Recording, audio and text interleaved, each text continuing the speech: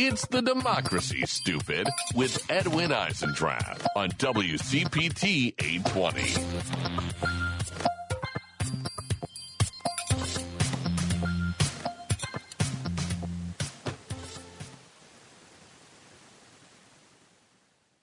Okay, well, hi, everybody. One of the reasons why the beginning is a little the way it is we're changing the intro to the show. I'm rebranding it to match the stuff I do on all my platforms because, look, we live in a cross-platform world. So the show is going to be called It's the Democracy Stupid going forward. That just makes sense for the time we're in. And I'll talk about that later, but I want to get right into the stuff that we need to talk about today because ICE and the Customs Protection folks are once again gassing Chicago neighborhoods, once again attacking protesters and journalists, arresting U.S. citizens, and making themselves thoroughly hated by millions of law-abiding people who just, you know what, we love our city and we remember the promise of a great country. The contrast between that kind of patriotism and the Christian nationalist cosplay of those armed agents of Trumpism could not be greater. Look, when Donald Trump said he would make America great again, he didn't mean he would make it great for us. What he meant, we now know. We all now know. He meant by Make America Great, what he wanted was bigger bathrooms for him, bigger ballrooms for him, gaudier planes, and, crypto wallets that wannabe oligarchs would fill for him. For the rest of us, higher prices, fewer job opportunities, shuttered hospitals, hunger, and troops on our streets. Every day now, every day here in Chicago, Americans can see Donald Trump's efforts to coerce a great American city into submission. They can also see the American people's determination to be free, to resolve to be masters of our own destiny. Trump wants to be great, like Ivan or Catherine the Great. We just want America to be America again. Look, Ronald Reagan said it best. Here's what he said. Freedom is never more than one generation away from extinction. We didn't pass it on to our children through the bloodstream.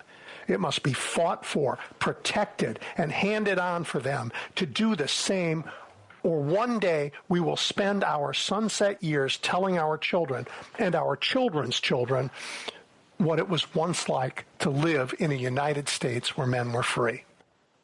Donald Trump disagrees.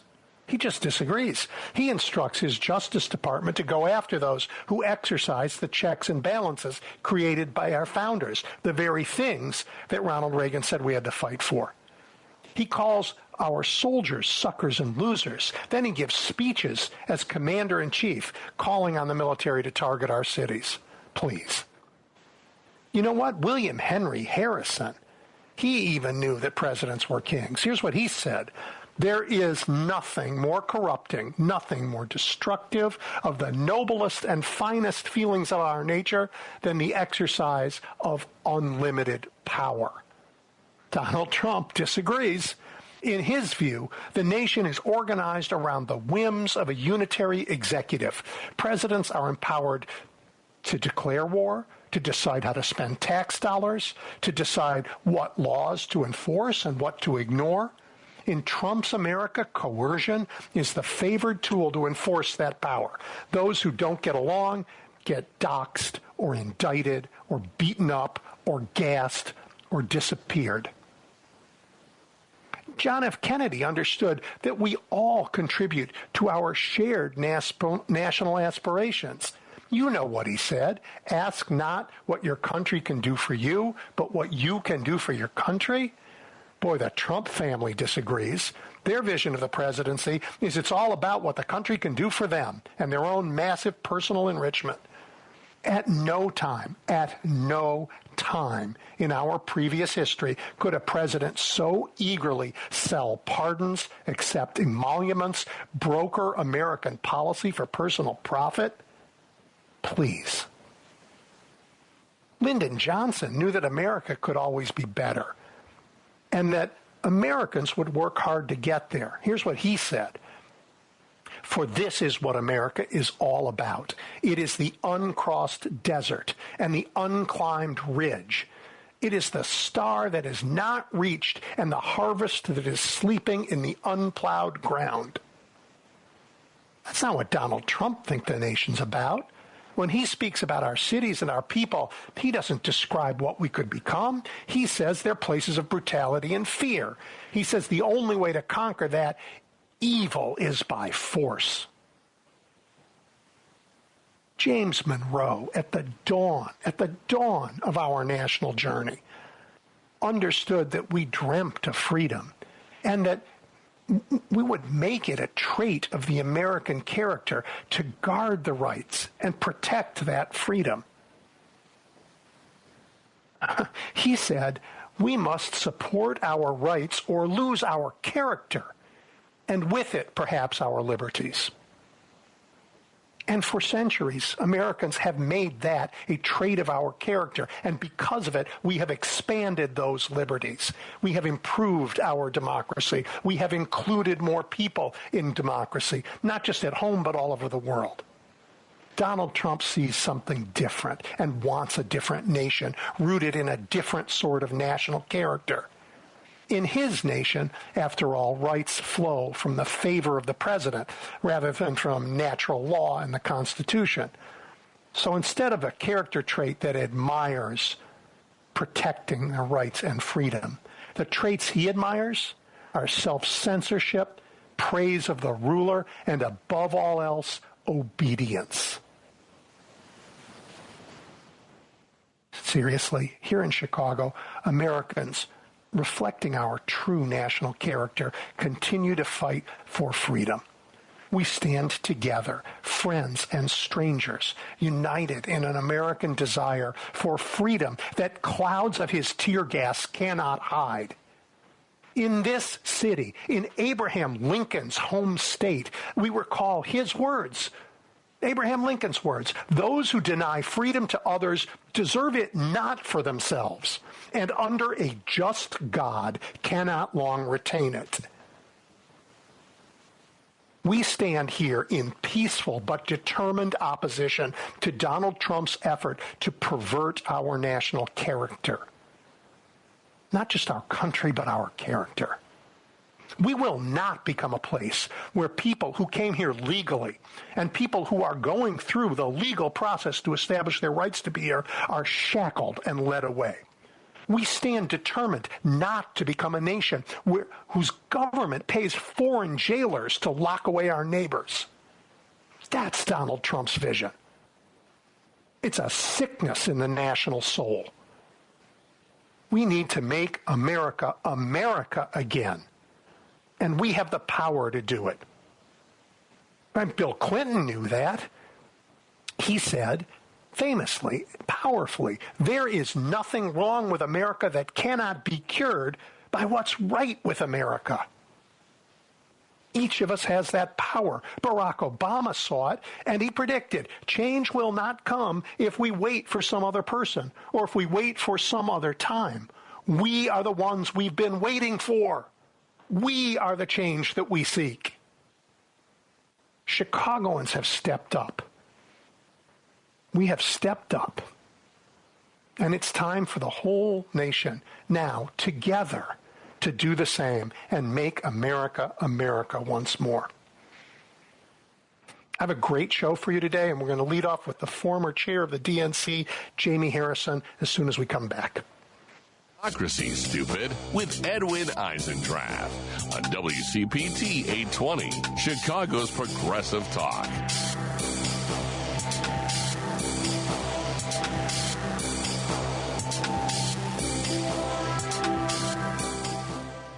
Jaime Harrison is a treasure.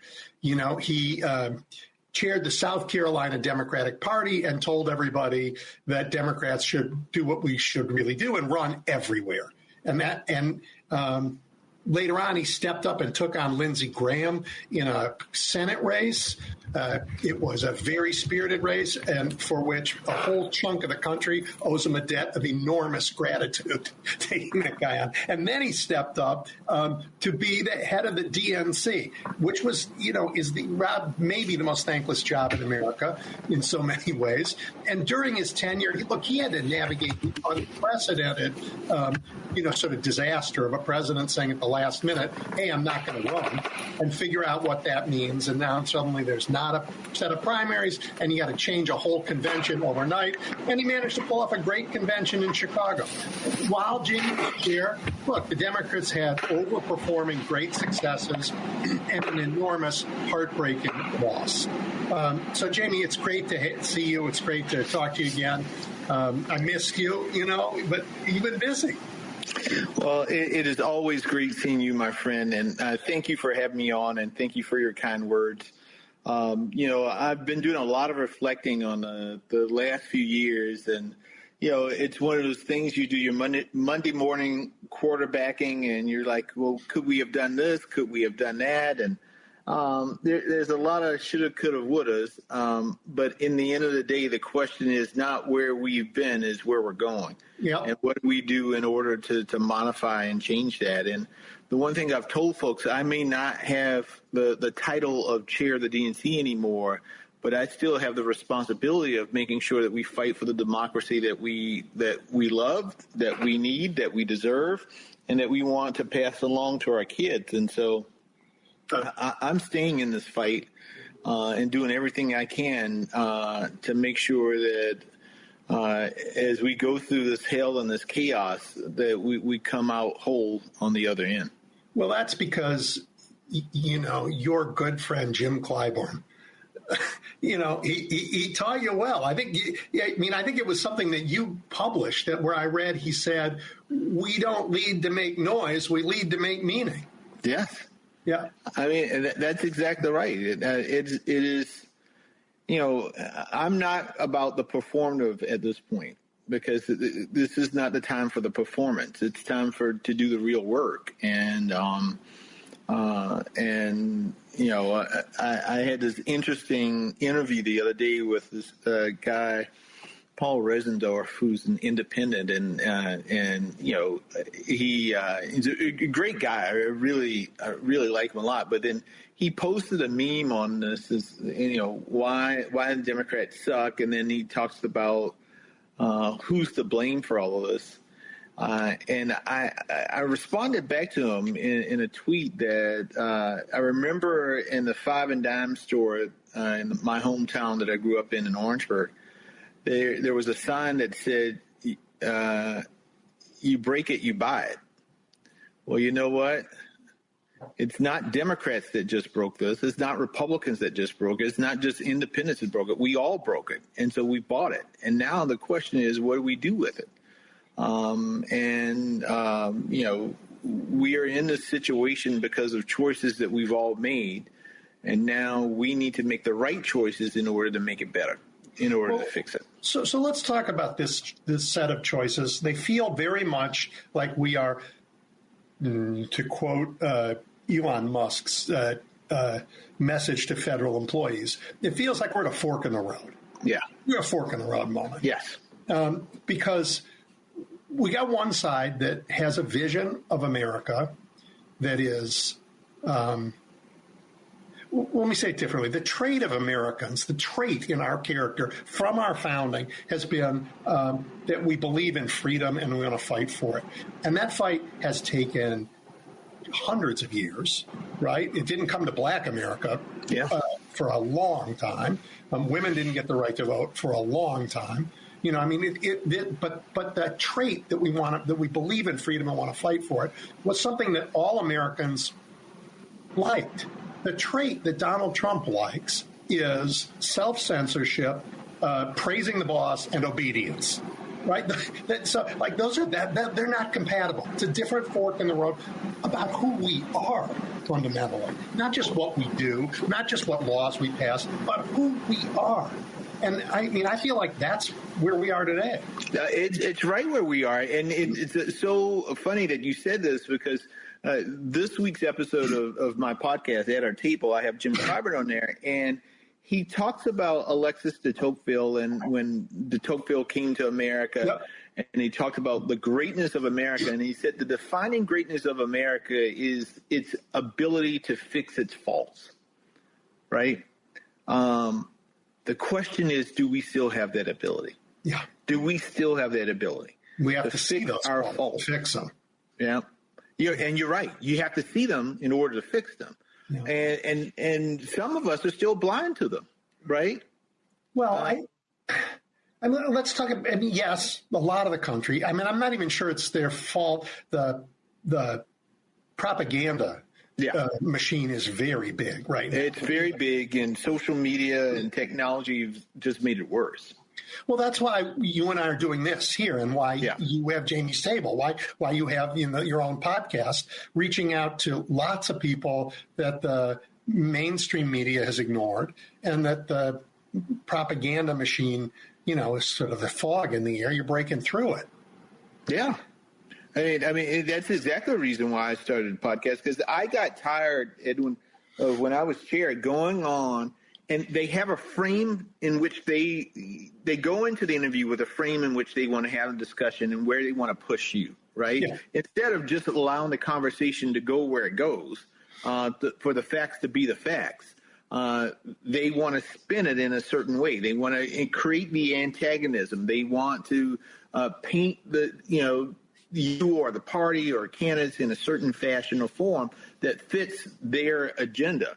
Where ultimately what I want folks is not that I want you to go anywhere. I just want you to be authentic. I want you to be who you are. I want you to express what you need to express. And then you leave it up to us to judge whether or not we like it or not. Yep. Whether or not we like you or not, or whether we want to support you or not. Yep. It's not that I want to push you in a certain direction. I want you to say what you need to say and speak it plainly, as my grandfather used to say. And then I will be the judge, and others will be the judge on whether or not we like it. I think that makes sense. And it's the traditional media's had a very tough time with that. Yeah. Political media in particular. Yeah. And it's getting worse with even some of you look at what's going on at CBS right now, you're getting these billionaires who have a lens in which they want to see the world, and they want you to see the world, and because it's like monopoly money to them. I'll buy the Washington Post and then gut their editorial board because I don't like the way that they have done it. I'll just buy CBS, and we'll get rid of any of the folks that try to call it straight down the middle, and we'll put in some of our right-wing pundits. We'll go over to Fox News and bring some of those folks in to do our news. Yeah, and call it balance. Yeah, and call it balance. And then you have an administration say, that is perfect because our folks are buying up all these entities, and those who don't toe that line, guess what? We'll take your license away because we can do that.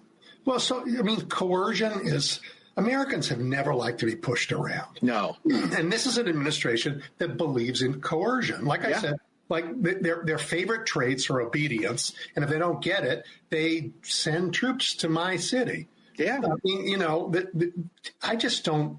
I don't think this is a partisan question. This goes to who we are as our national character.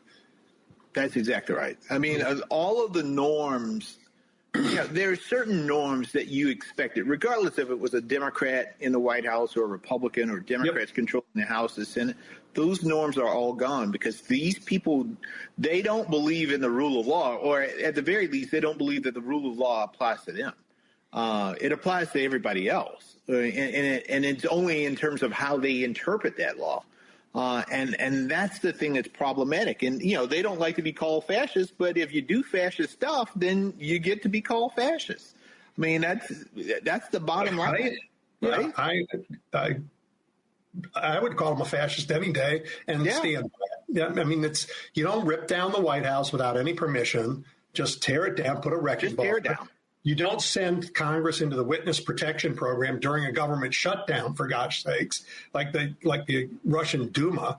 You know, the fact that Speaker Johnson said, well, you know, the government shut down, you still have work to do. There is still other even besides the funding of the government, which you didn't do your job on that initially because, you know, you got appropriations bills. If you went through normal order, you would pass your appropriations bills, then send those bills over to the Senate. They pass theirs. You go to conference, you get it done, and you do it before the budget runs out of money, before the government runs out of money. You didn't do your job to start off with. And then now, you know, you got all of these other issues that are percolating, and you are not working. Congress has not worked for months. They took all of August off, most of September off. You know, you had some holidays in September, took most of that off, and now we are done. Today's the last day of October, and they've taken all of October off. Right, but and people are about to be hungry. Yes, and they're still getting their paycheck, but people are about to lose their health insurance, and there are folks who need SNAP benefits for food, and they won't have it. And we're knocking on Thanksgiving. Yeah. Right? I mean, and SNAP benefits, I mean, a good chunk of Illinois is farmland where I am. And you got plenty of farming where you are. Those SNAP benefits, they certainly benefit the people who need the food, but guess where the money goes? It goes to the agriculture world. That's exactly all those farmers who voted for Trump are getting it hit too by this. Well, yeah, and not only are they getting hit by that, but they're also getting hit by the crazy tariffs that he's instituted. I mean, soybeans. People buying the Argentinian beef. Yeah. I mean, it really is a disaster, and all of it could have been prevented. Every single bit of this. Every single bit of it. Well, I want to talk about one thing that I know you know about, and it matters, and it scares me a lot about America. Louisiana versus Calais. Oh. It could be the end of the Voting Rights Act. The Voting Rights Act was 100 years late, and it was the response to those great post-Civil War constitutional amendments that said Congress, not the Supreme Court, Congress shall pass laws to enforce voting rights in America, to enforce everybody's right to vote in America. And John Roberts has made a career of saying, no, Congress doesn't get to do that. I get to do it. And he's on the verge of getting rid of it entirely. Yeah. And what that means in Louisiana and what it means across the country is terrifying. It is, Edwin. Again, and I talk about Jim Clyburn a lot because, one, he was a teacher of history, and when you work for him, you can't better know your history. Yeah, and you can't help but learn a little bit more of your history. And in essence, what we have seen is he talks about how Project 2025 is Jim Crow 2.0, and I just recently wrote a Substack about how this decision in terms of the Voting Rights Act and what the future of the Voting Rights Act could mean, the initiation of the second post-Reconstruction in this country.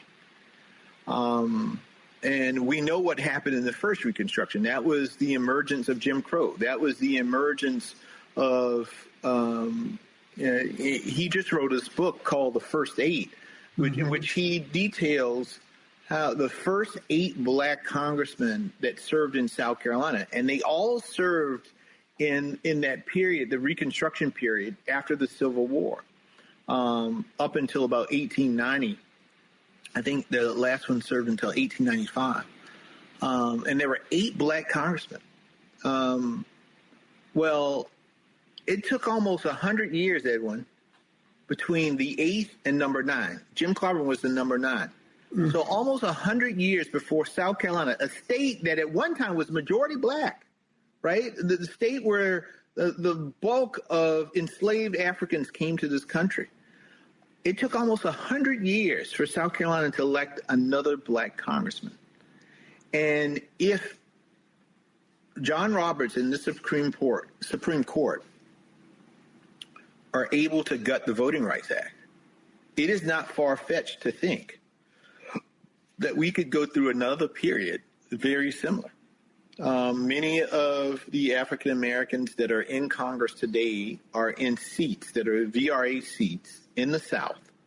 And some of these southern states controlled by Republicans are drooling at the prospect of being able to go back and redraw these districts to eliminate those districts, and thereby, where the bulk of African Americans live in this country in the South, leave them without adequate representation in Congress.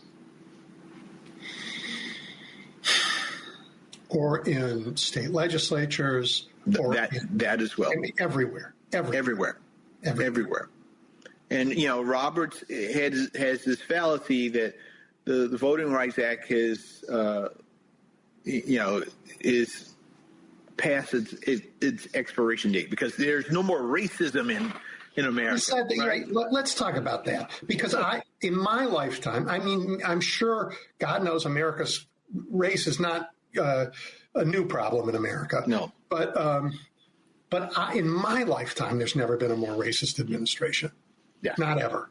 I can't, you can't read about Jackie Robinson in a library in the Navy.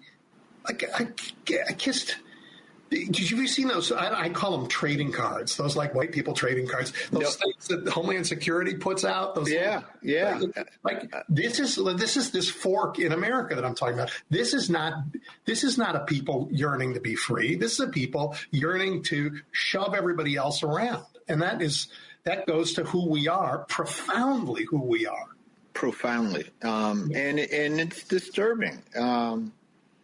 It really is disturbing, and when I think about it, I often also talk about my grandparents, and I wrote another piece in which I told a story about how my grandmother, when I was young, told me a story about how the KKK marched through her town, through her neighborhood, actually, when she was a little girl, and how frightened she was about that.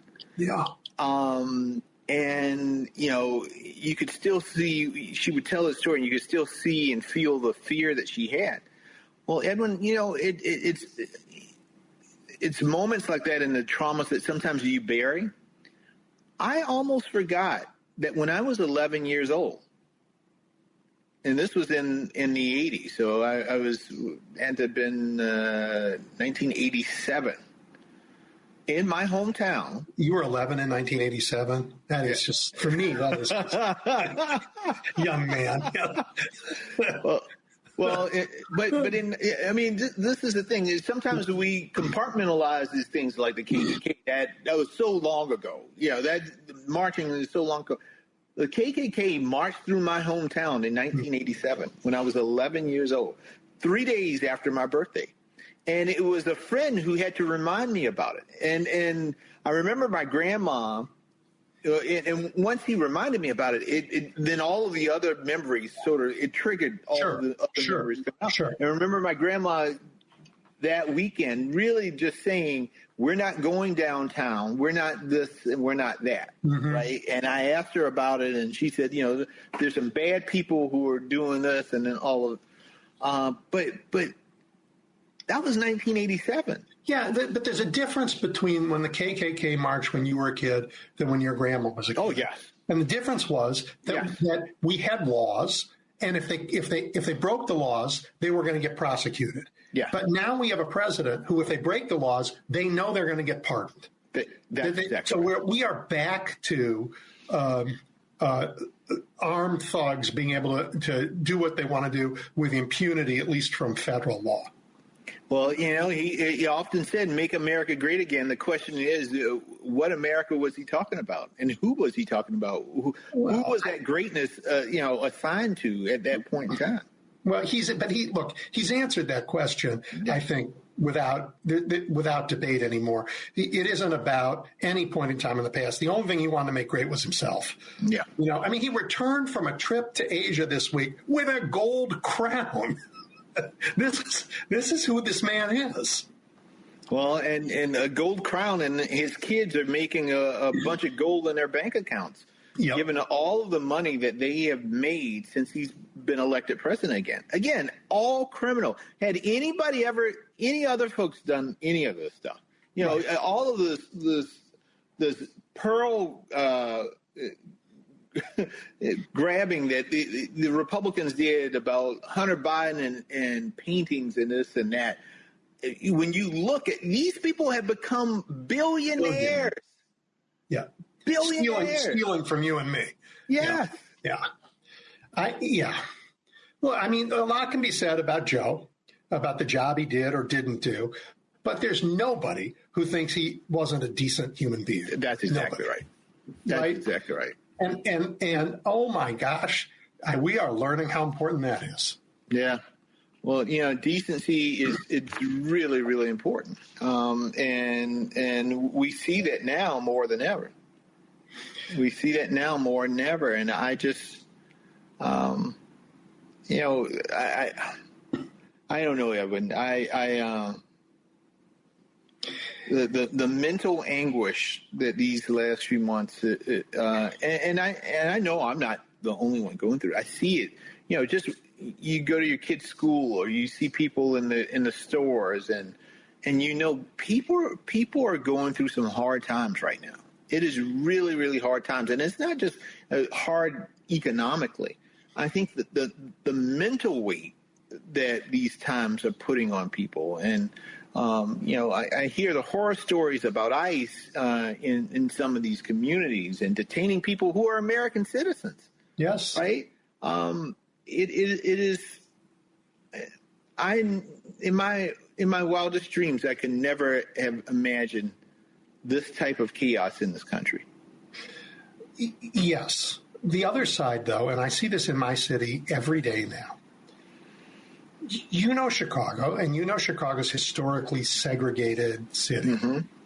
But this attack on our city has brought all the parts of the city together in ways that I love. And, you know, in the richest, whitest neighborhoods, when ICE pinches a guy, people are running out of their houses in the morning, shouting at him, trying to get the guy free. In black communities, both south and west sides of Chicago, people are saying, those are my neighbors, you can't go after them. Folks who are supporting these immigrant communities and American citizens against being pushed around. And ICE has been brutal here. Yeah. Really brutal here. I mean, they've tear-gassed whole neighborhoods. They've tear-gassed kids. They shot a priest. I mean, they're just appalling. And it hasn't led to despair. It's led to determination.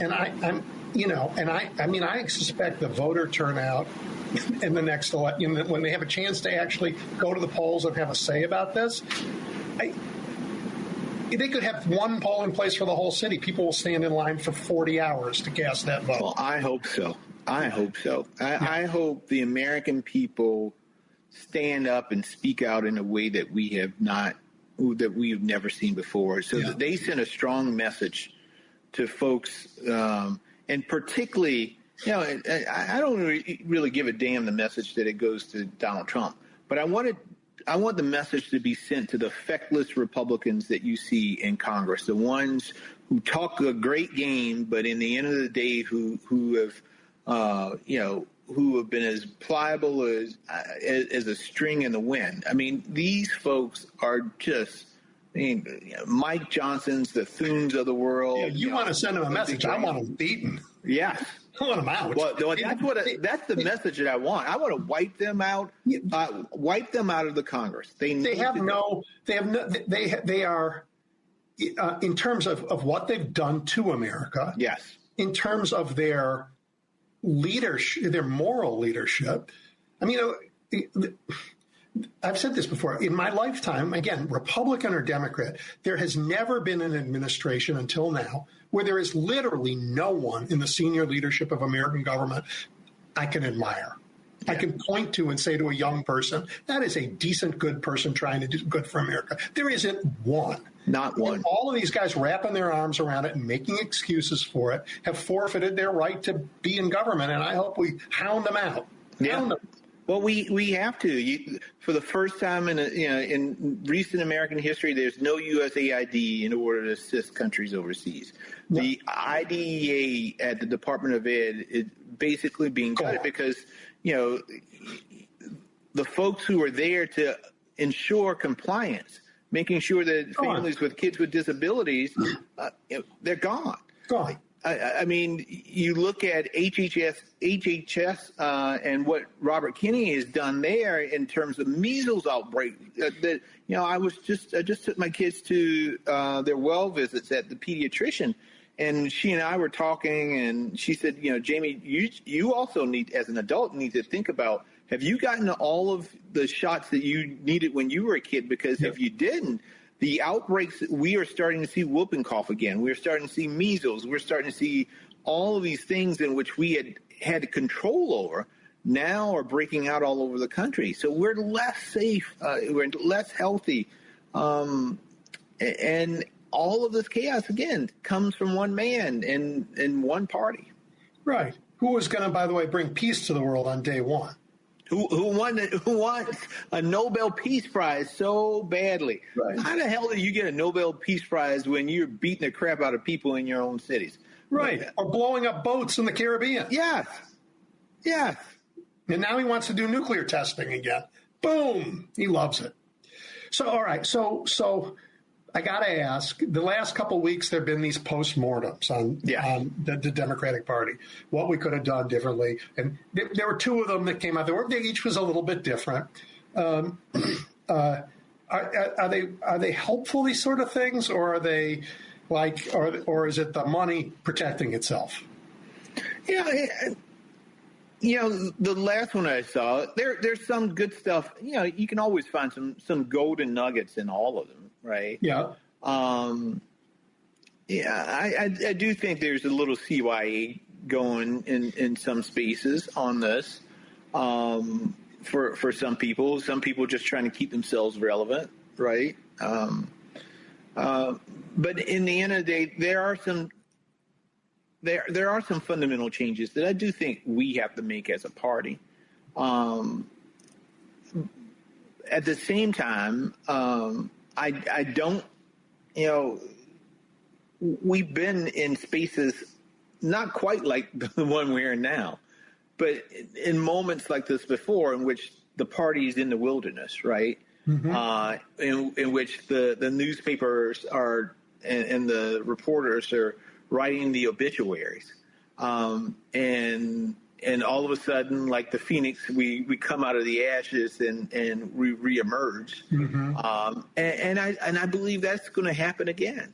Yeah. I really do believe that because it has to. I mean, if we want to save American democracy as we know it, we're going to have to reemerge as a phoenix in order to do that. So it's. I think these are the pains that you normally go through after a very, very hard loss.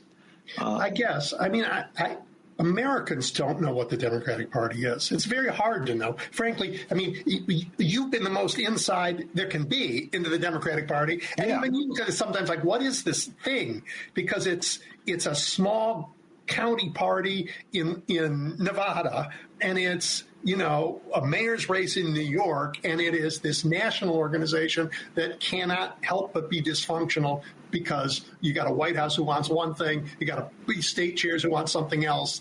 I mean, you live that life. It's very hard for people to know what a Democratic Party is, except for there's a shared set of values that cuts across all of it. Yeah. Well, Edwin, I think that is the messiness of diversity. Yeah. It's easy to know what the Republicans are. It is. I mean, they're monolithic. Goose-stepping fascists. Yeah. Right. Yeah. They're monolithic. And in some aspects, you go to some places, you go to House of Republican Conference, almost monochromatic, right? They all look alike. And they even now dress alike. Yeah, and they all dress alike. Yeah. And so, I often say that America's strength is diversity. I've always felt that's been the same with the Democratic Party.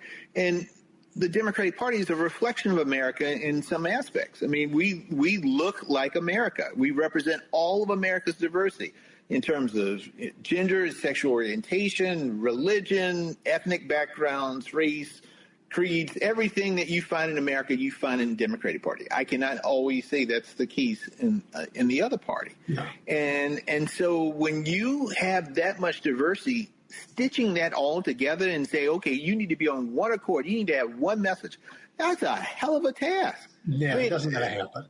No, it's not going to happen. So the question is, how do you take that chaotic mess, like that chaos of diversity, right?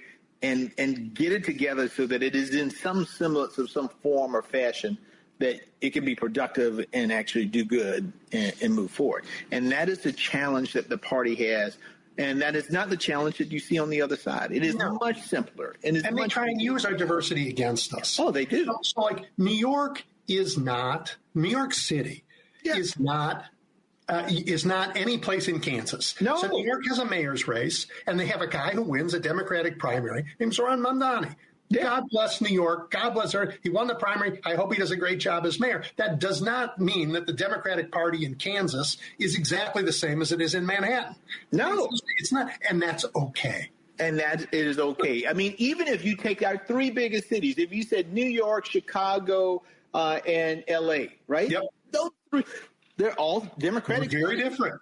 But very different. Yep. They're very different. And so, and you got very different people who are mayors in those cities, right? Yep.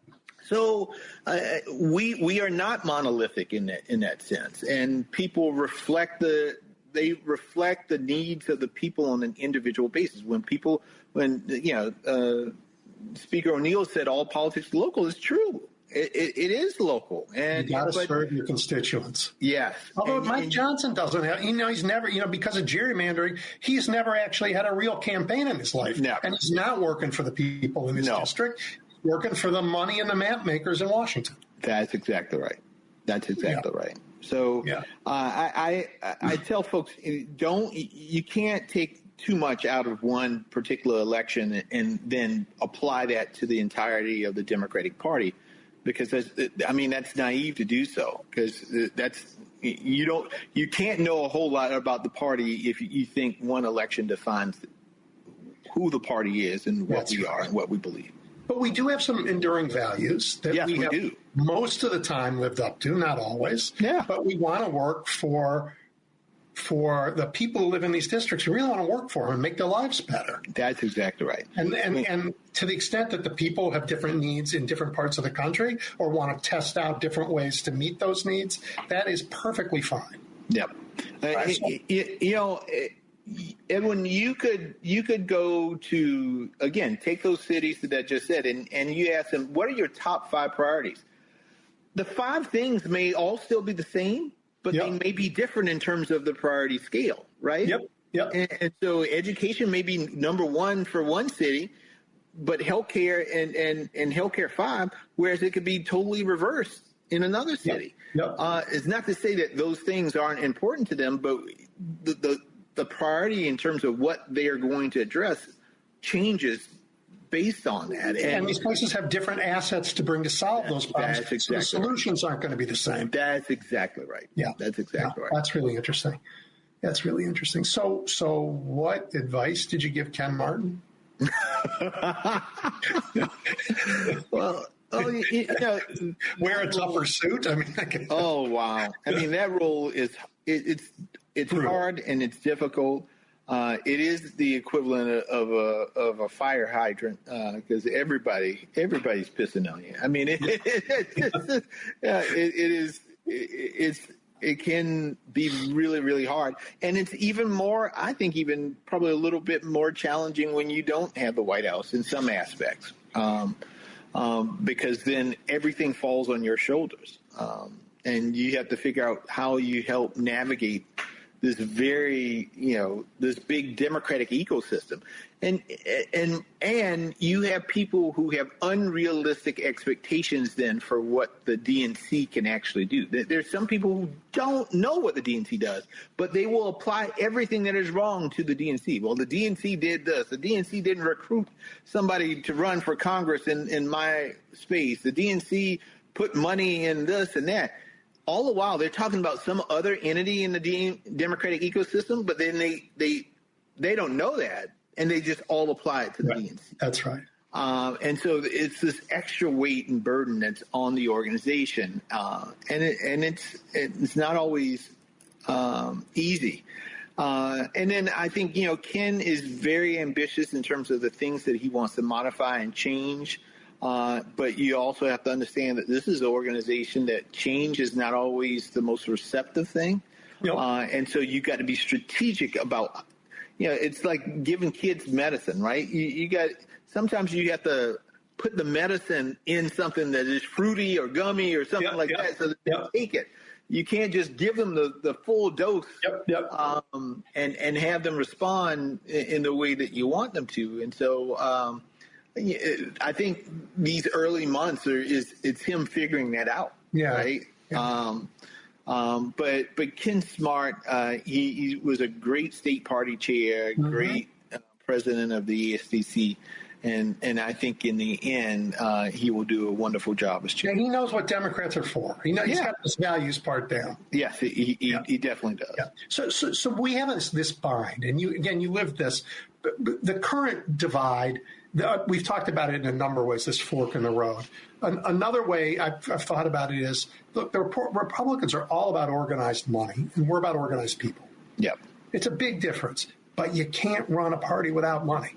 You need money. You need money. So Ken's job, in part, as you know, is to go get them, is to raise a lot of money.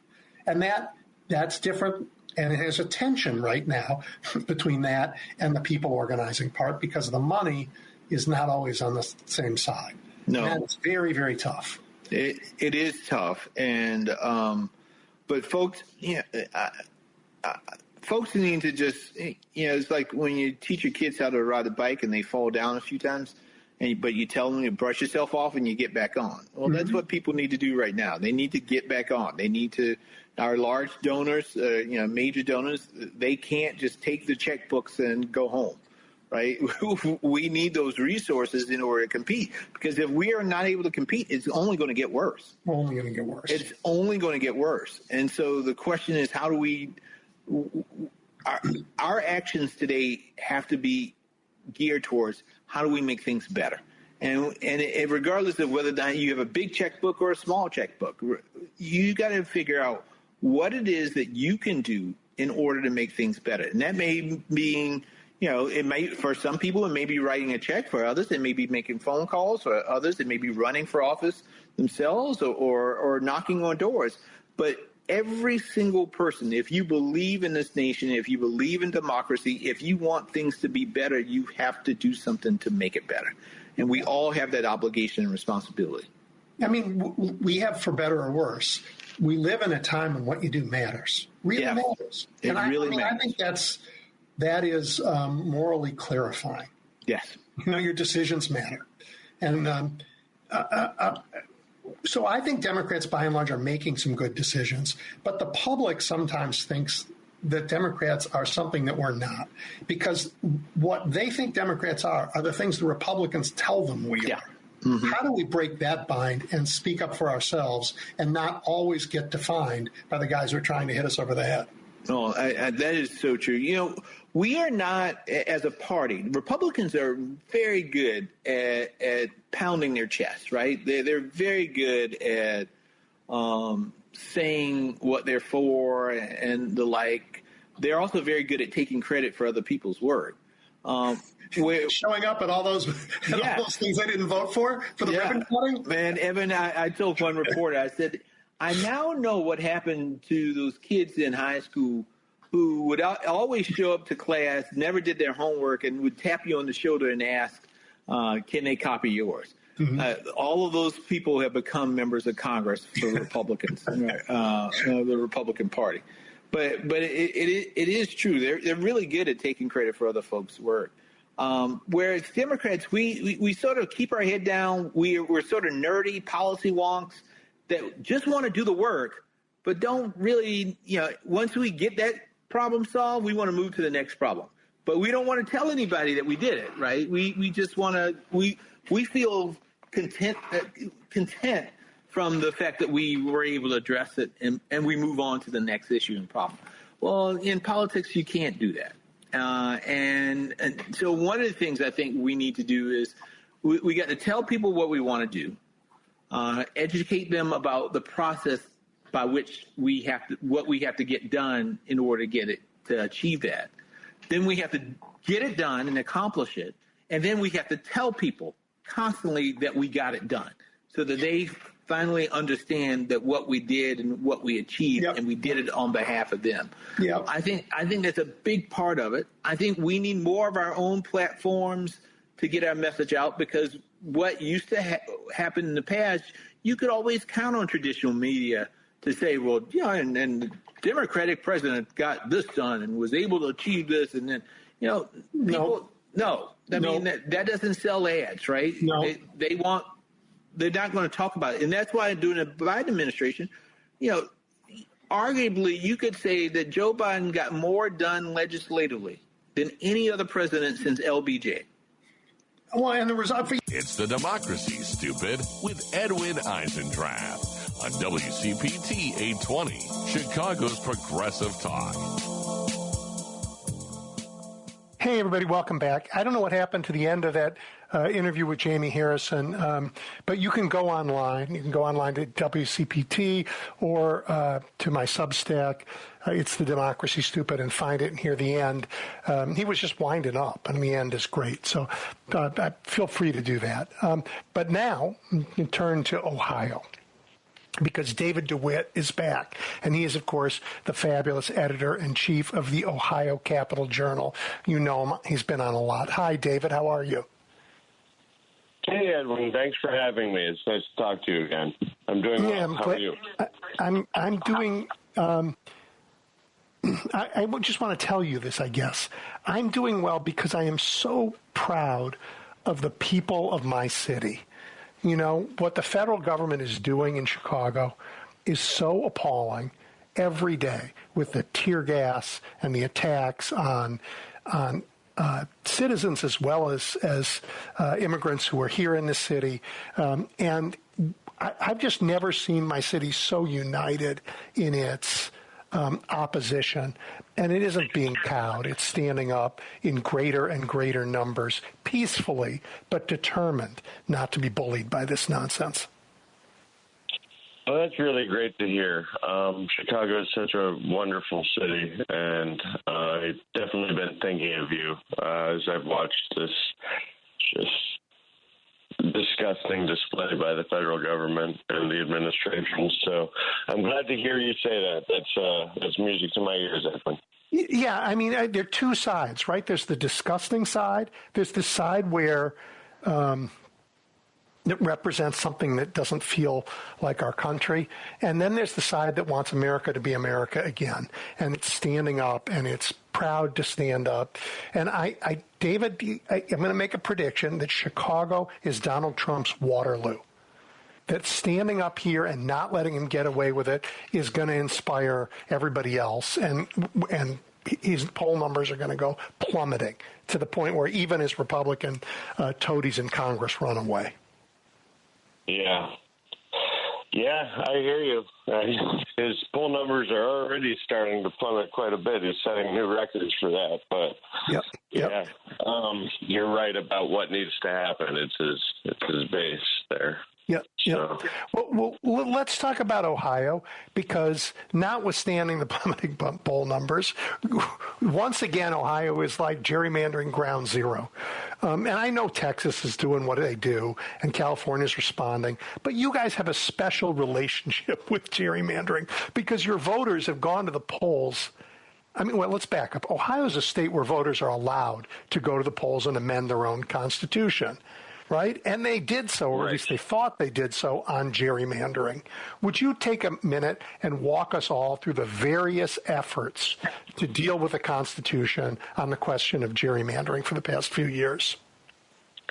Yeah, sure. I'll try to be as succinct as possible. It's a long and winding road here because this is really a 15-year story. So after the 2010 census, in 2011, they drew maps, and they just drew the worst, most gerrymandered maps Ohio has seen yet. And so activists really started in the 2010s there paying attention to gerrymandering in Ohio.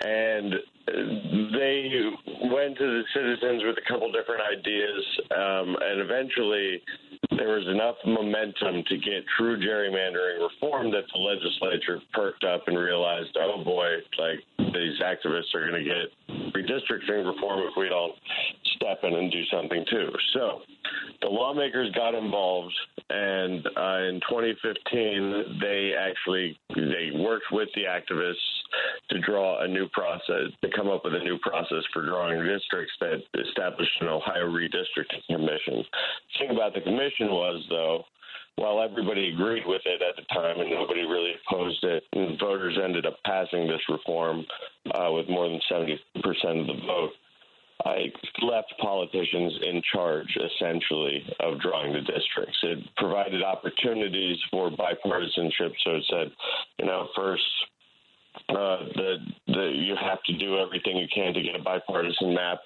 but at the end of the day, it was still politicians involved.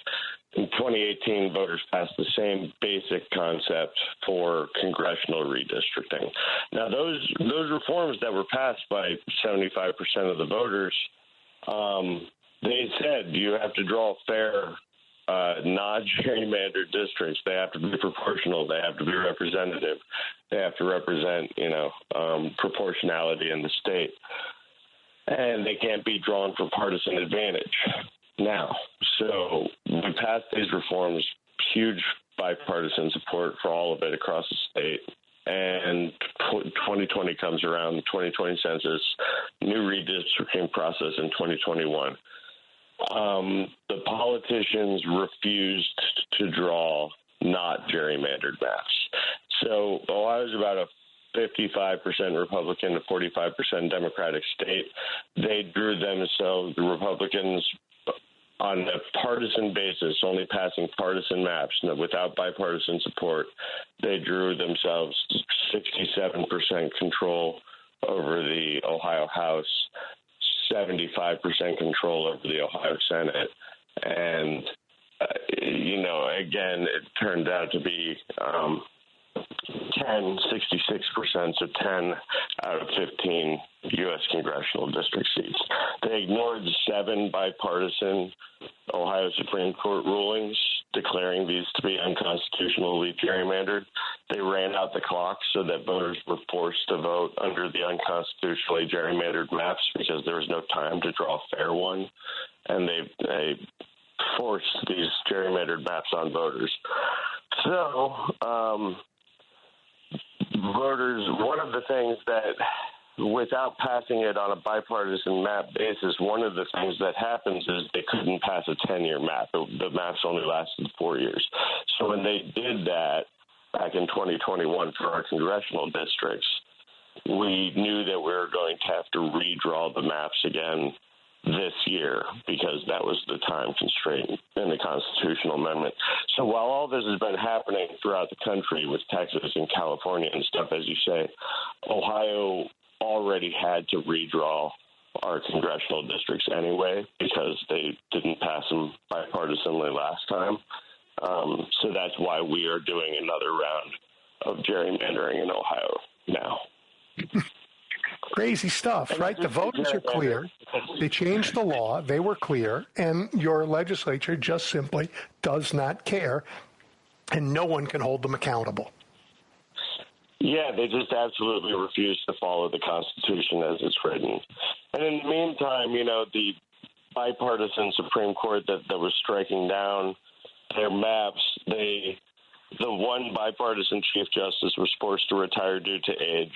They slapped party labels on our Supreme Court races so that, people would know who the Republican, who the Democrat is to vote for. Since then, they've taken 6-1 control over the Ohio Supreme Court, and that Supreme Court will rubber stamp any gerrymandered map that they produce. Yeah. So last year, the Republicans urged Ohioans to vote no on what they called Issue 1. And they claimed that if they voted no, it would stop gerrymandering across the state. That was their promise. And these are the same guys who are now doing the gerrymandering. Yeah, so after that horrible process where, 7 times maps got struck down and voters refused them anyway, that bipartisan Supreme Court justice who retired led an initiative last year to try to kick politicians out of the redistricting process in Ohio. And it was the campaign to end gerrymandering. Well, Republicans used their positions, such as our Secretary of State sits on the Ohio ballot board. That's the board that decides the language that voters will see on their ballots for any constitutional question. And the group just said, just use the language for the amendment itself. Just use our amendment. It's 200 words. Use the language. The ballot board refused to do that. Instead, they wrote their own language that was longer than the actual amendment, and it told voters falsely that if they voted for this amendment, it would mandate gerrymandering. So they basically said this campaign to end gerrymandering and kick politicians out of the process, no, that will require gerrymandering. So they even printed signs that said, stop gerrymandering versus end gerrymandering. And it was all just to confuse voters, and they've openly, the chairman of the Republican Party in Ohio publicly bragged about how if voters were confused, then we did our jobs. And we got plenty of news reports from all over the state on election day about how confused voters were about that issue, and they didn't know what it meant. But anyway, they were successful. They confused voters enough that people didn't vote for the amendment. Politicians stayed in charge of the process, and now the politicians have been busy just giving us more gerrymandered maps, predictably. Yeah. All right. So there's no process to overcome one-party rule in your state as long as one party is in power. And the legislature is going to stay in power because of these gerrymanders for a long time. But you do have statewide elections, and there, if people want to fix this, they simply have to start winning them. And I know it's an uphill fight, but next year, you have a governor's race and you have a Senate race. And those races, if you look at the polling today, they're within the margins of error. I'm kind of excited about both of them. So let's take a minute and talk about Vivek Ramaswamy versus Amy Acton.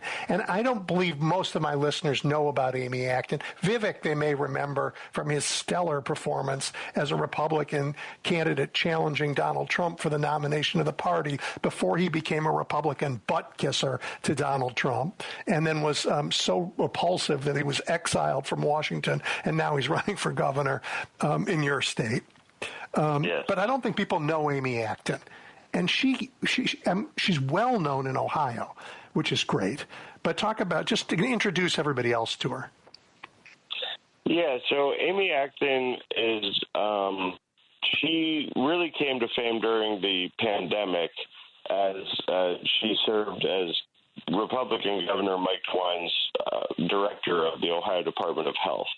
So those first couple months of the pandemic, she and Governor DeWine were the ones who were doing the press conferences every day on the television.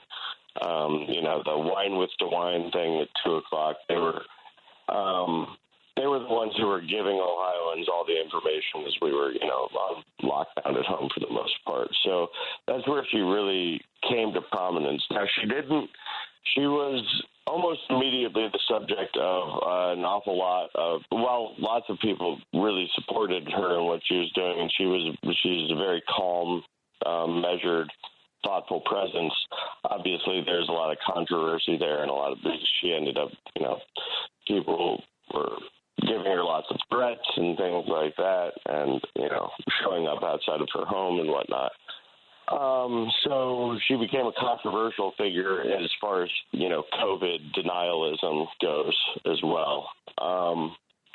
But she didn't end up staying in that position for very long. The way she explained it was at some point after the first couple of months there were decisions being made that she couldn't go along with, and so she stepped down from her position.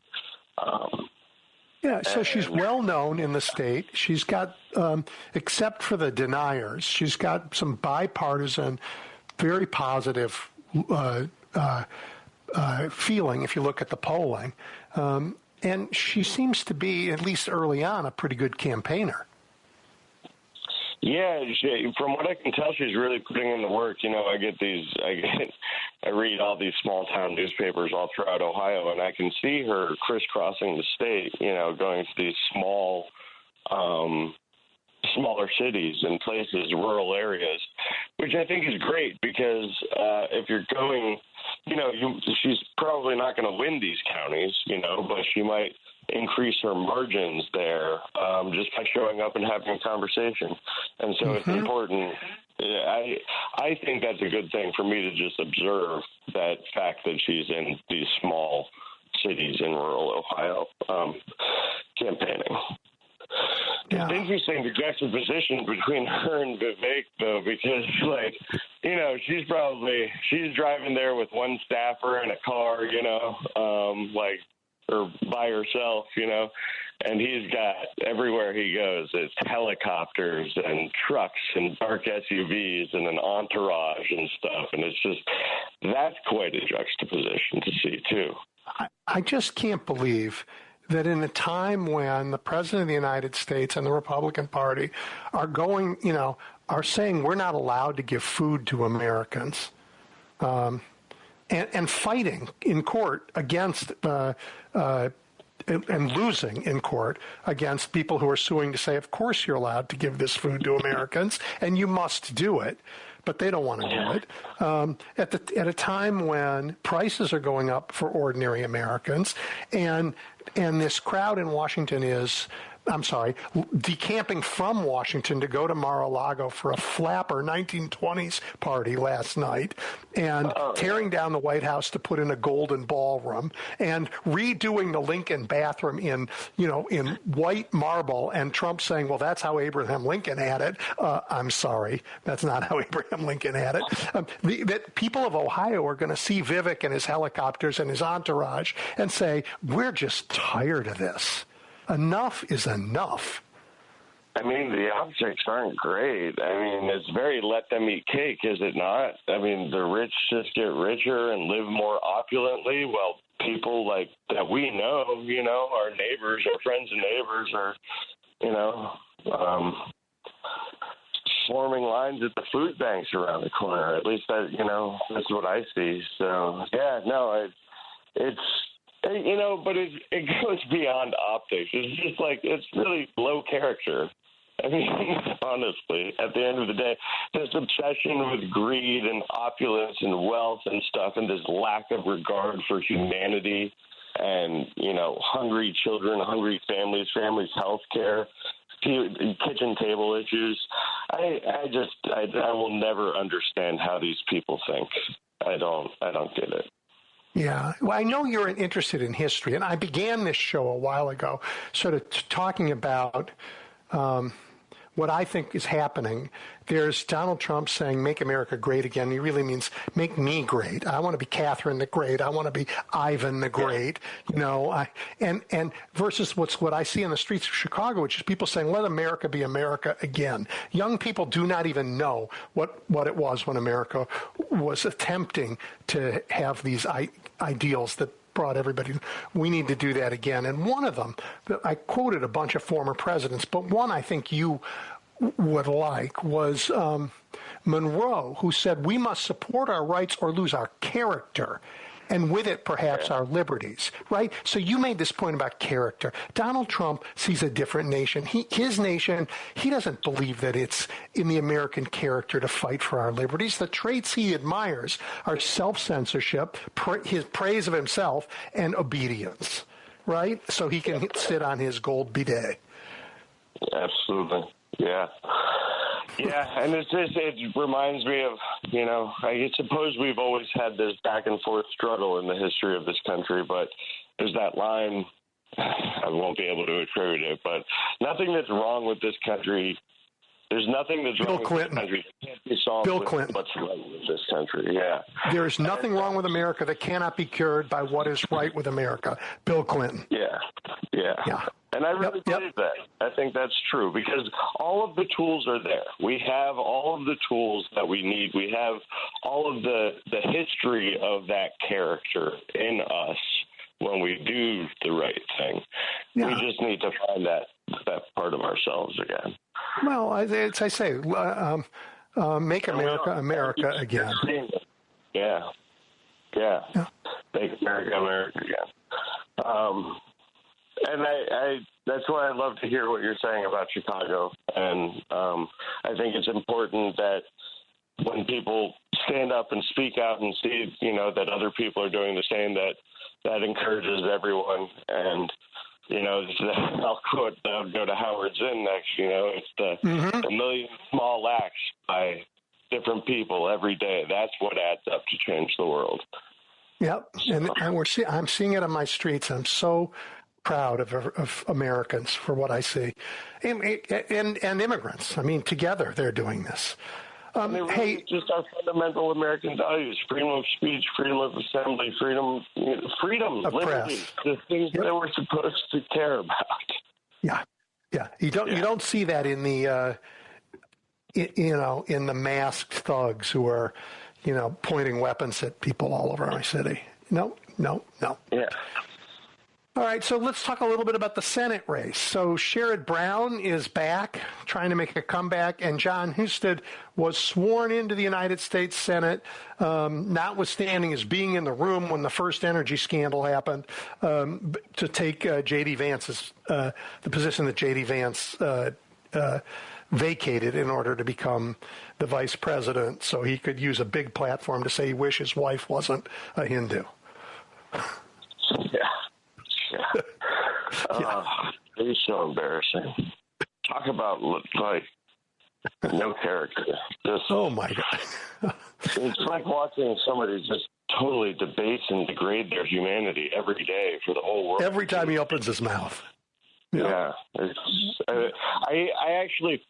pity him more than anything.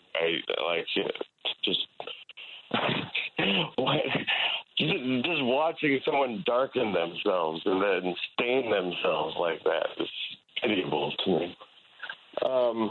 But yeah, the Senate race anyway. So Don Husted was the Republican. He was the lieutenant governor, and he was appointed by Mike DeWine to replace J.D. Vance in the Senate. So he has not won an election to that seat yet. So he is running in 2026 to actually win elections to that seat, and Sherrod Brown is running to challenge him. And Sherrod lost in 2024 to Bernie Moreno, but that was a very close race. It was Sherrod, for instance, Donald Trump won Ohio by 11 points with 55% of the vote. Bernie Moreno only won that race with just over 50% of the vote, and Sherrod had just over 47%. So it was a much tighter race. Sherrod is well known and well liked in Ohio. He's still been pretty active in the ensuing years. And I think that's going to be, as you point out, it's within the margin of error. I think that's going to be a very tight race. I think if 2026 turns into any kind of wave year or anything, like 2018, Sherrod won in that year.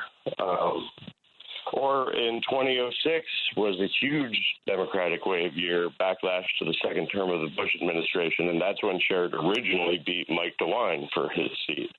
Mm-hmm. So I think that Sherrod's got a really good chance to make this a good fight with Husted here for that seat.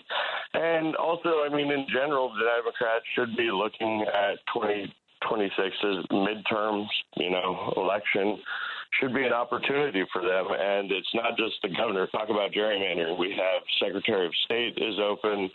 auditor. Those are the other 2 seats on the redistricting commission. Really so if Ohio voters want to do something about gerrymandering, they got to think about those 3 statewide elections. And then, Supreme Court race as well.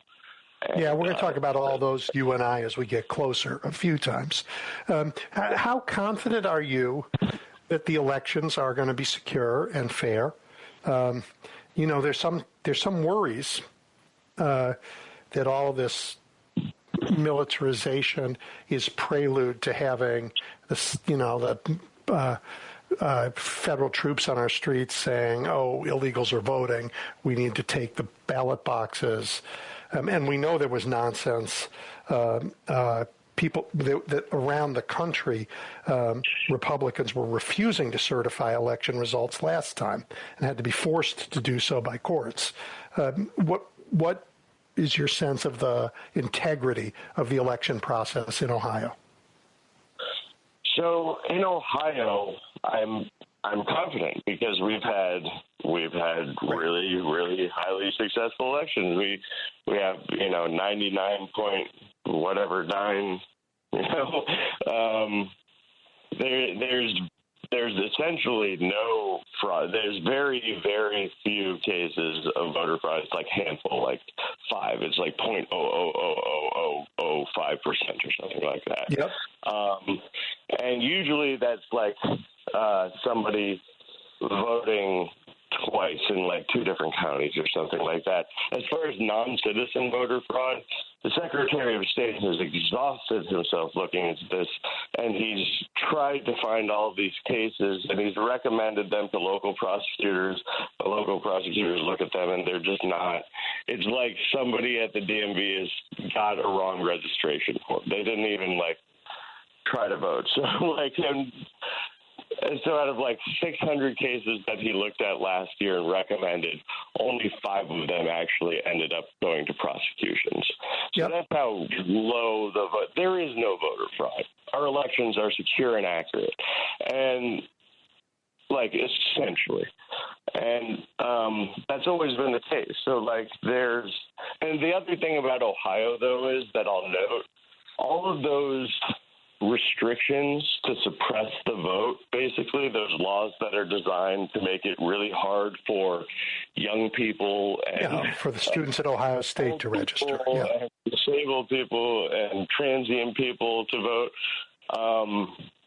those have been in place in Ohio already, and they've continued to clamp down our voting laws over and over and over again, despite the fact that we have no problem with our elections. So there's really not much more they can do to make it harder to vote in Ohio. Now, they're still trying. They're trying to eliminate the days that they'll accept absentee ballots. Right now, you have to have them mailed by Election Day. Now they're saying if they don't arrive by Election Day, they're not going to count them. So they're still looking for ways to make it harder to vote in Ohio because that's just what they obsessively do. They constantly attack voters and make it harder. So that gets at voter suppression. How about making sure all the votes are counted fairly and that the elections are certified? So we have a decentralized county-by-county bipartisan process where, every precinct is overseen by poll workers from both parties. All of it's handled by poll workers from both parties. It all goes to the, it's counted on the local level. Decentralization is a good way to protect voting, essentially. Because if you have it decentralized, it's hard. You can't attack it all at once. Hackers can't do that. And all right, David, we've run out of time, I'm afraid. I just can't. I just looked up at the clock, and I'm afraid we've run it out here. So we have to just means we have to do this again. And everybody listening, if you want to know about Ohio, go please. Go look at the Ohio Capital Journal. It's easy. You can find it online. David is a superb editor, and it is a great way to know what's going on in this enormously important state. David, we will talk again soon. Thank you. Always a pleasure. Thank you, Edwin. Yep. Bye. All right, everybody. We're going to take a quick break, and then I am going to talk to Tim Dickinson, who is the editor at The Contrarian. Stay tuned. It's the Democracy, Stupid, with Edwin Eisendrath on WCPT 820, Chicago's Progressive Talk. Okay, everybody, I'm happy to be joined by Tim Dickinson. He is the senior politics writer at Rolling Stone. He reports on that, enormously dangerous intersection in America between extremism and electoral politics. He was previously an editor at my other favorite publication, Mother Jones. Tim's based in Portland, and I'm here in Chicago, so we share an up-close and personal look at the America Donald Trump wants to create. And also at the America Americans are fighting to preserve. So, Tim, it's great to have you. It's great to be here. I need to update my attribution. I'm with The Contrarian now. I'm a senior writer. Oh, you've left and you're with The Contrarian full time. That's right. Yeah, I see. The Rolling. Anyhow, it's a long story, but I have a new attribution. So that would maybe. I wonder if we should start over. Is that? No, it's all right. It goes with you for life. All right. Right? Totally. Yeah, no, I mean, I'm happy to make mistakes on radio and happy to be corrected. So I actually knew you were writing The Contrarian. I just didn't know that was a full time. It's a new phase in my career, and I'm really excited that's great. about it. I mean, and The Contrarian is doing awesome work. Thank you. Yeah. All right. Well, maybe if we have time, we'll talk about the media more generally and all the ways that we're trying to get around the noise machine on the right. But before that, I really want to ask you what's going on in Portland, really understand it better. It is a moment of real cognitive dissonance because the city, which had some real struggles through the pandemic and through the George Floyd protests, is on an upswing and really looking, great. I mean, there's still, problems that you have in any West Coast city. You have homelessness, you have some drug addiction, some things that look like urban problems. But by and large, Portland has been really the neighborhoods are doing great. Even downtown is starting to look more lively. And then Donald Trump comes along and says, hey, it's a war zone again. And not clear that he's not looking at footage from 4 years ago. So this idea that, we have this peaceful city that the president of the United States in his sort of dictatorial way is declaring is a war zone that needs federal intervention, like not only like an influx of federal agents, but actual, troops authorized with full force to come into the city. And so we've been in this sort of strange waiting game as the courts try to sort out, does the president actually have the authority to do this? And I've been going down to the protest zone. There is an ICE facility like you have in Chicago and Broadview, right? There's an ICE facility south of downtown in Portland. And there's a driveway there that crosses a public sidewalk. And it's got a gate, right? And so the ICE vehicles are coming and going. And it creates this choke point. And that's where the protesters are. And they have been there since the summer.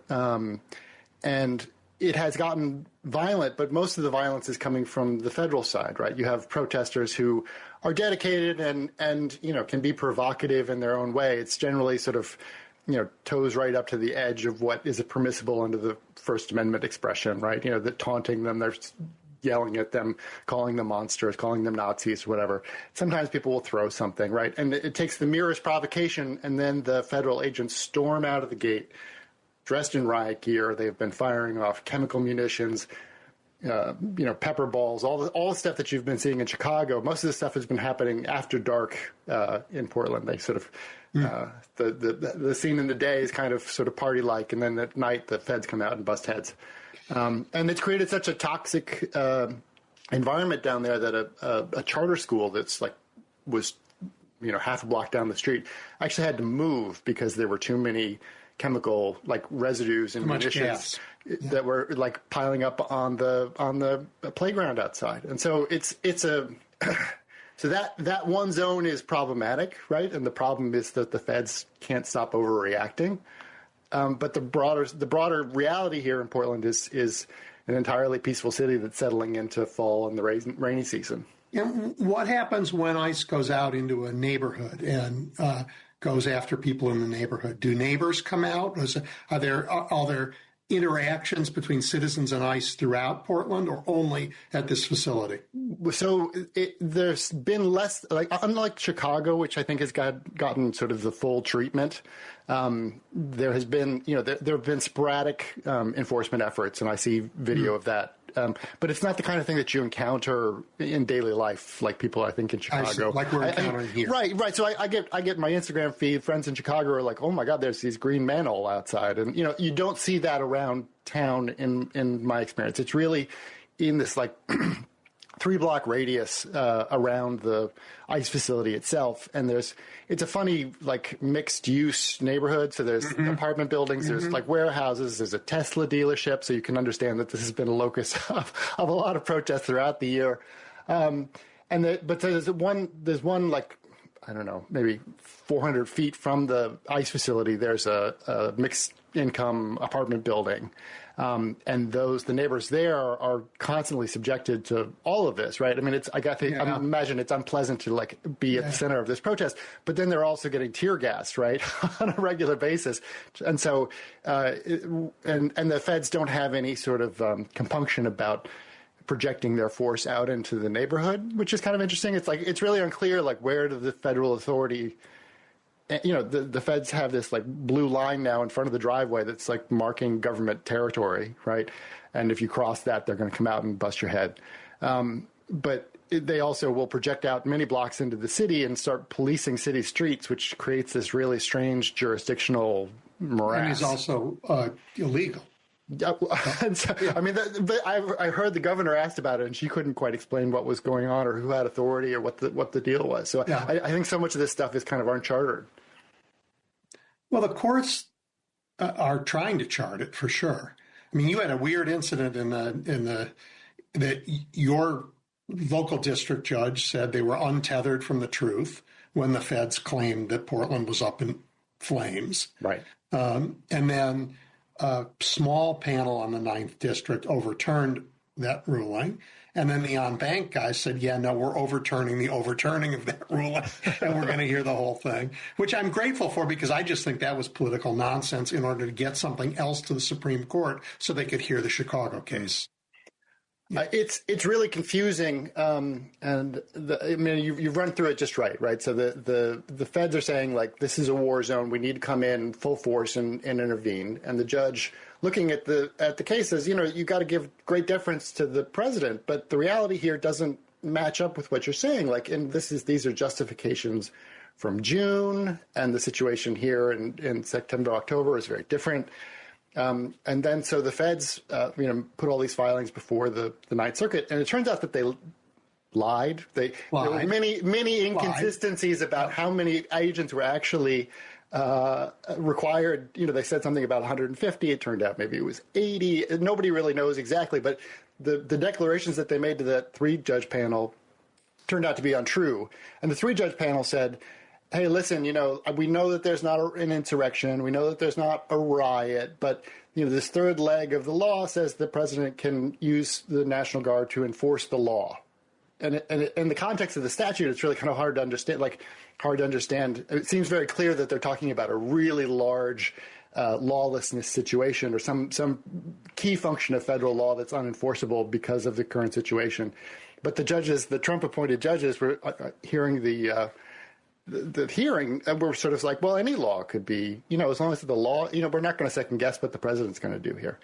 And so that was really quite alarming because if that's the pretext, if that's the justification that some federal law is unenforceable, they could send in troops anywhere, right? That's what's really, I think, at stake here, and people need to sort of wake up to, is that the federal government is reserving for itself the right to deploy armed federal troops to any city for effectively any reason. And so now thankfully the en banc folks are saying, hold up, wait a minute, this doesn't look quite right to us. We're going to rehear this on the merits with actual facts. Tim, I think there are two huge issues here. One is the one you've just flagged, which is federal troops, politicized federal troops, on the streets of American cities, right, particularly cities where there's a political difference with the president, right? Unheard of stormtrooper behavior, not American behavior, at least not since Jim Crow, and they did it in the South, right?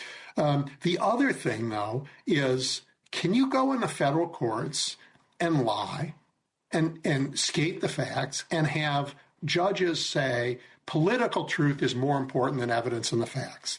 Because if we get there, then we have kangaroo courts and we don't have justice anywhere. And both of these things are at stake right now. Right. And I think that, I mean, there's something about the political truth that you're talking about, you know, and that's where Trump is, right? So he's saying there's a war zone. And so all of a sudden Fox News is playing clips that kind of look like a war zone. And Congress critters are scurrying around saying, you know, Portland is overrun by Antifa, right? And this sort of this please the king aspect of what's going on. And if the courts start to participate in that, if the courts are like pulled into that center of gravity about Trump's ability to dictate what the truth is, we're in real trouble. And so we're not in real trouble. We're in Moscow. That's basically right. You know, I was watching the Chernobyl miniseries, not days back, right? Yeah. And this idea that like, you know, there's an official truth, and if you don't get in line with it, that you're going to be in trouble. Like, I mean, that's where we're headed if this doesn't get stopped, and so that's quite disturbing. I mean, you know, the crowd at DHS had a video of what trouble in Chicago they put out last week, and almost all of it was shot in Miami. I mean, I couldn't find images of Chicago in this video that they put out about my city, which is, by the way, more peaceful than it's been in a decade. Crime is way down. The place is beautiful. People are happy. They're out. I mean, young people that last weekend, I think they were at 2 sporting events and 3 concerts and a bunch of other things. I mean, the city was full of life. And yet ICE is breaking into neighborhoods. We've had at least 8 neighborhoods tear gassed by them. We've had people running out of their houses in all neighborhoods, in immigrant neighborhoods, in black neighborhoods, in wealthy white parts of the city, chasing ICE people away. And leading the ICE people to like tear gas themselves, which is right. Well, you know, just showing that these are not like well-trained tactical, you know, they're just like right. But, you know, but who gives an incompetent, frightened, untrained person dangerous weapons and sends them out onto our streets? And particularly when they're subject to a temporary restraining order, it's just unbelievable. Yeah. The other thing I was down this week at National Guard base just outside of town, and that's where the California National Guard are. Well, you're reading my mind. That is exactly what I want to talk about. Because just in your city and in mine, the president said, we're going to bring in the National Guard troops. And it was California troops he brought to your city. It's Texans who he brought up here, right? And in both cases, they're sitting in a military base doing, you know, away from their families, away from their day jobs, costing taxpayers a lot of money, doing nothing. I mean, what did you see? It was really uncanny. So, you know, this, you know, it's just by the freeway. I've driven by this National Guard facility any number of times. And what is generally like an empty parking lot is filled with tents and mobile logistics trailers and lodging trailers. There are, you know, the hum of generators, there's showers, there's latrines, you know, a few troops. I didn't see like a huge number of soldiers, but there's, you know, people on patrol.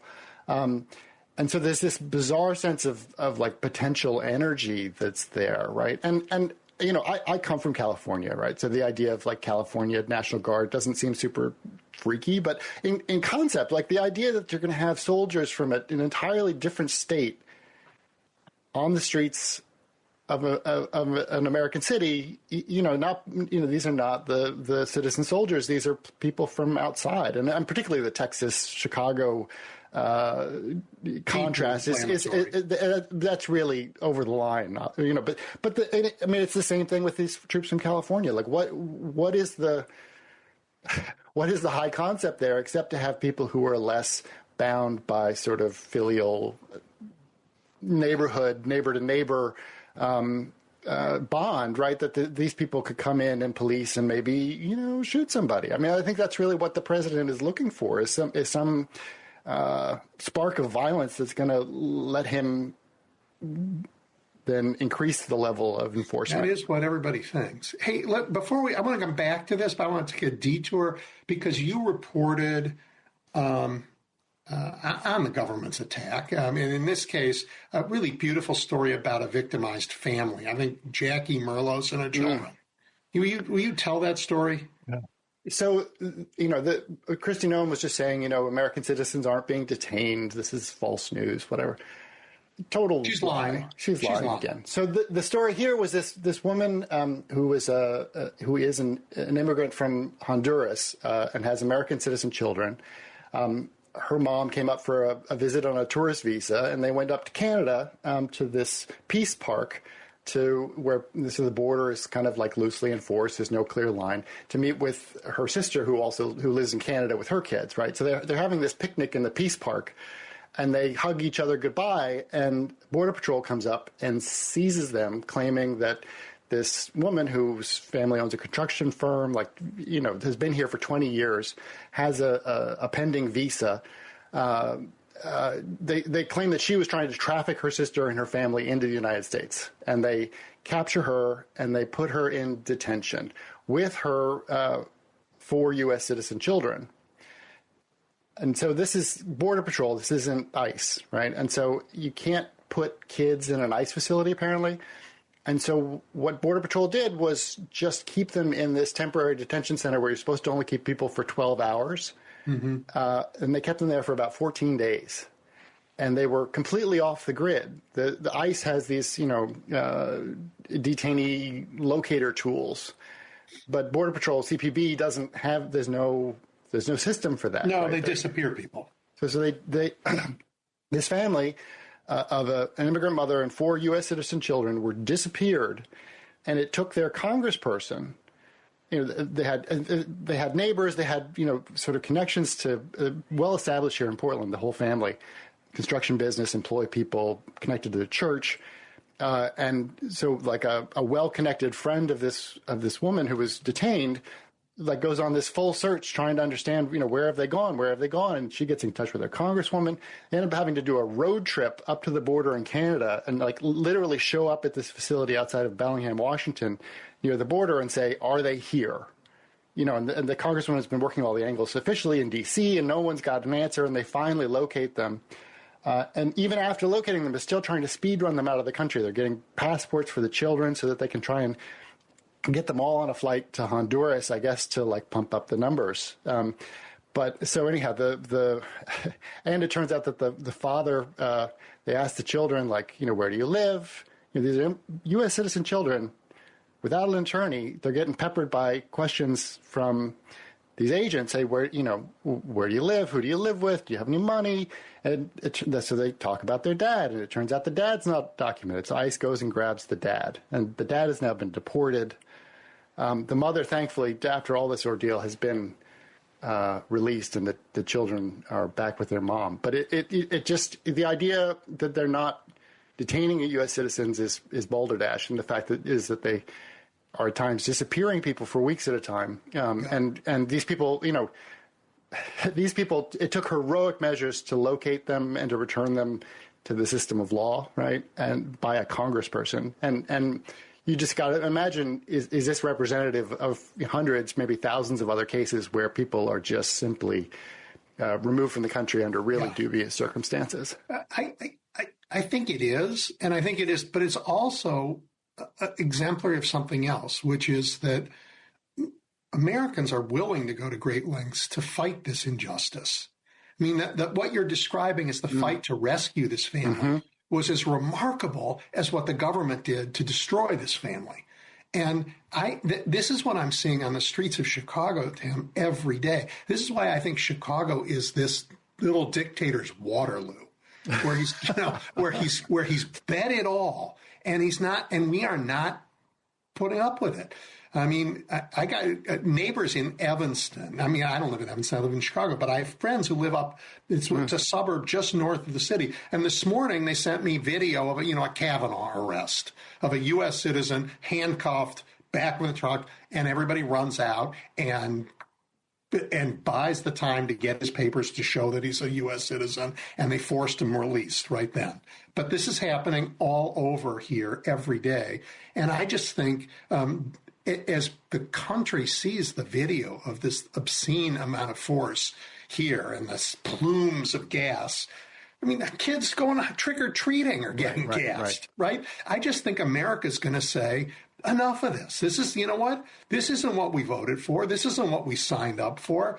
And, oh, by the way, like, how come everything's so expensive?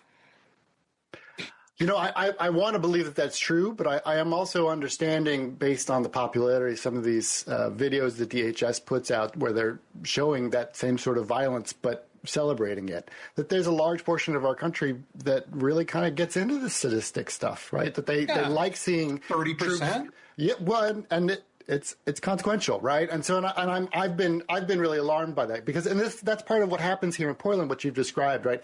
The protesters are trying to create those images that you're talking about. Like the protesters are trying to provoke the feds into this massive overreaction. They figure that the video of that will be so discrediting that people will be radicalized. They'll see that the state doesn't have real authority, right? Like they're just totally abusing the system. And I think some of that is true. Like I think that's a tactical thing that works for a lot of viewers. They see that and they're appalled. But I think we have to recognize that there are a large number of our countrymen who see those kinds of images of people getting bashed on the head, and they're like, yeah, that's pretty cool. They got to bring some law and order to Chicago. Got to bring violent Portland down.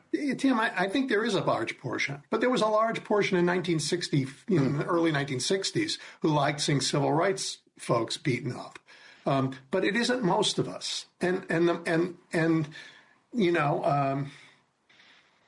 And the most of us are not being timid anymore. There's a difference in Chicago. What's happening here is a little different than what you described. The protesters are not egging ICE on to overreact here. The protesters, ICE is overreacting, and the protesters are coming out of there. Maybe at Broadview, where there's regular, but on the streets, ICE is overreacting, and protesters are coming out. I mean, they came out of a Black Hawk helicopter, for God's sake, and rappelled into an apartment building, Yeah, no, the stuff that's going on in Chicago is next level, and I just offer as an American, my repulsion and my solidarity with what you guys are experiencing, and I do hope folks are paying attention across the country. So what we see from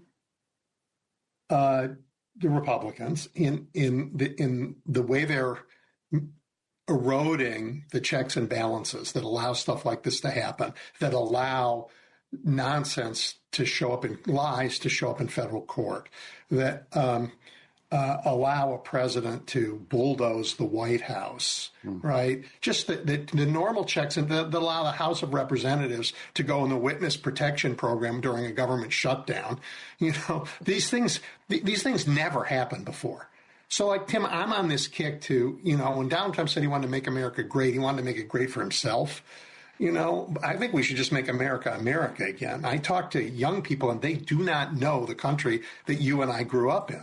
They never had it, and we need to give that back to them. Well, it's one of the things. I was out at the No Kings marches, and I was reporting on that all day. And sort of the raps. Protesters are never doing it right, as far as I can tell from covering it for instance, the Iraq War. But the rap on the No Kings is, it's too many gray hairs. It's like grannies out there.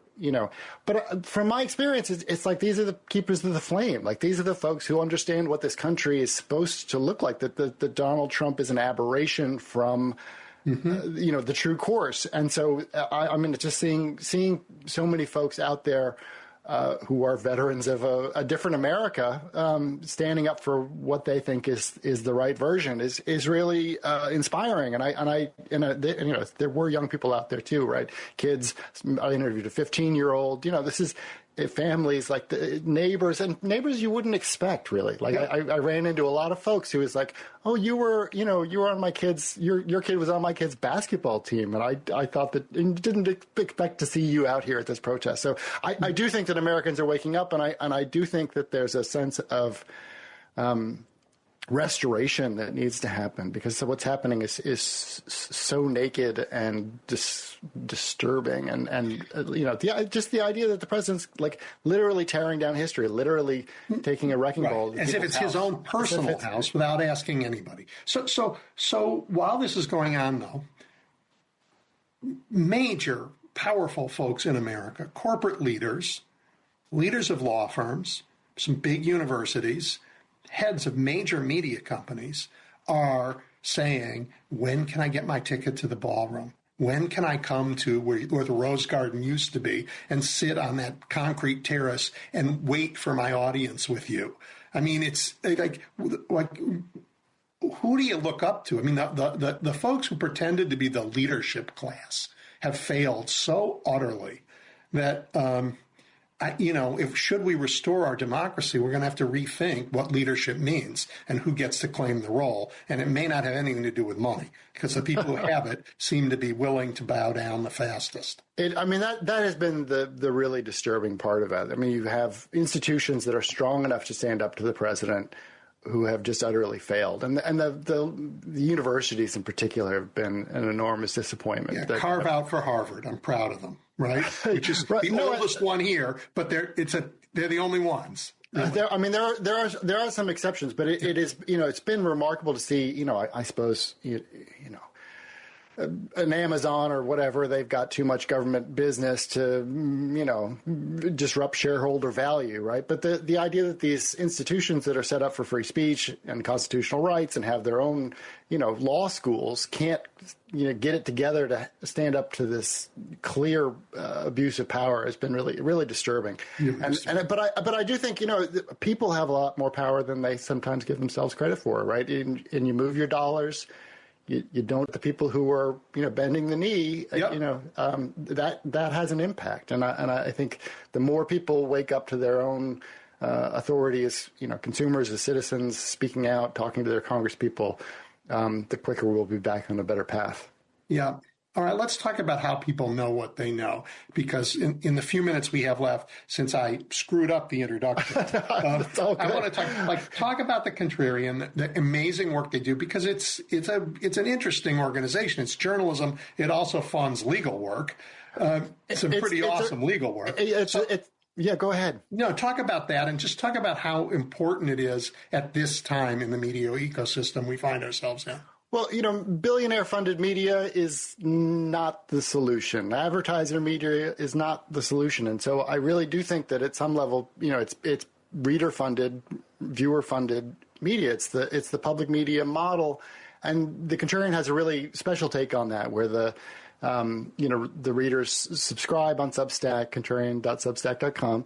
And for $7 a month, you get access not only to the journalism, but the profits that are created go into litigation efforts to hold Trump accountable, right? Yep. So that you have the journalism that holds the powerful to account, and then a legal effort that delivers or promises to deliver an accountability that the journalism alone can't provide, right? And so that's it.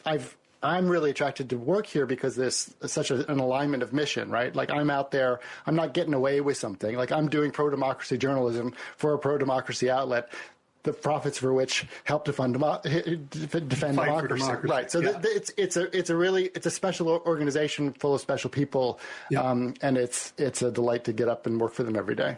Yeah, and so the corporate media that has bowed down, or the president has asked his friends to purchase, controls an awful lot of the media pipes in America. But there's still great journalism going on. And if people are curious and interested in finding the truth, you can still find it. You really can. You really can. You really can. But we have to say to our fellow Americans, take the time to look for it. Don't just believe what Uncle Fred sends you on Facebook or whatever it is, And it is really disturbing sort of how many media deserts are we talk about, food deserts, grocery stores disappearing, right? Yeah. But Facebook and Uncle Fred have taken over real big swaths of the media landscape, right? Yeah. Where rush to fill in where real journalism used to live. And so, it's going to be a real struggle for the country to seek out truth, seek out real facts, and make civic decisions based on that. Yeah, but it's there, and people can find it, and we have to help them learn how. So, guys, sign up for the Contrarian. And Tim, thank you. A real pleasure. Edwin, it's really been awesome to meet you. Thanks so much. Yeah. We'll do it again. All right. Cheers. Democracy Stupid with Edwin Eisendrath on WCPT 820, Chicago's Progressive Talk. We're back. Don't you feel like you know a lot more from that little bit of news? Wow. But look, there's good news because Skye Perryman is joining us. She's the president and CEO of Democracy Forward.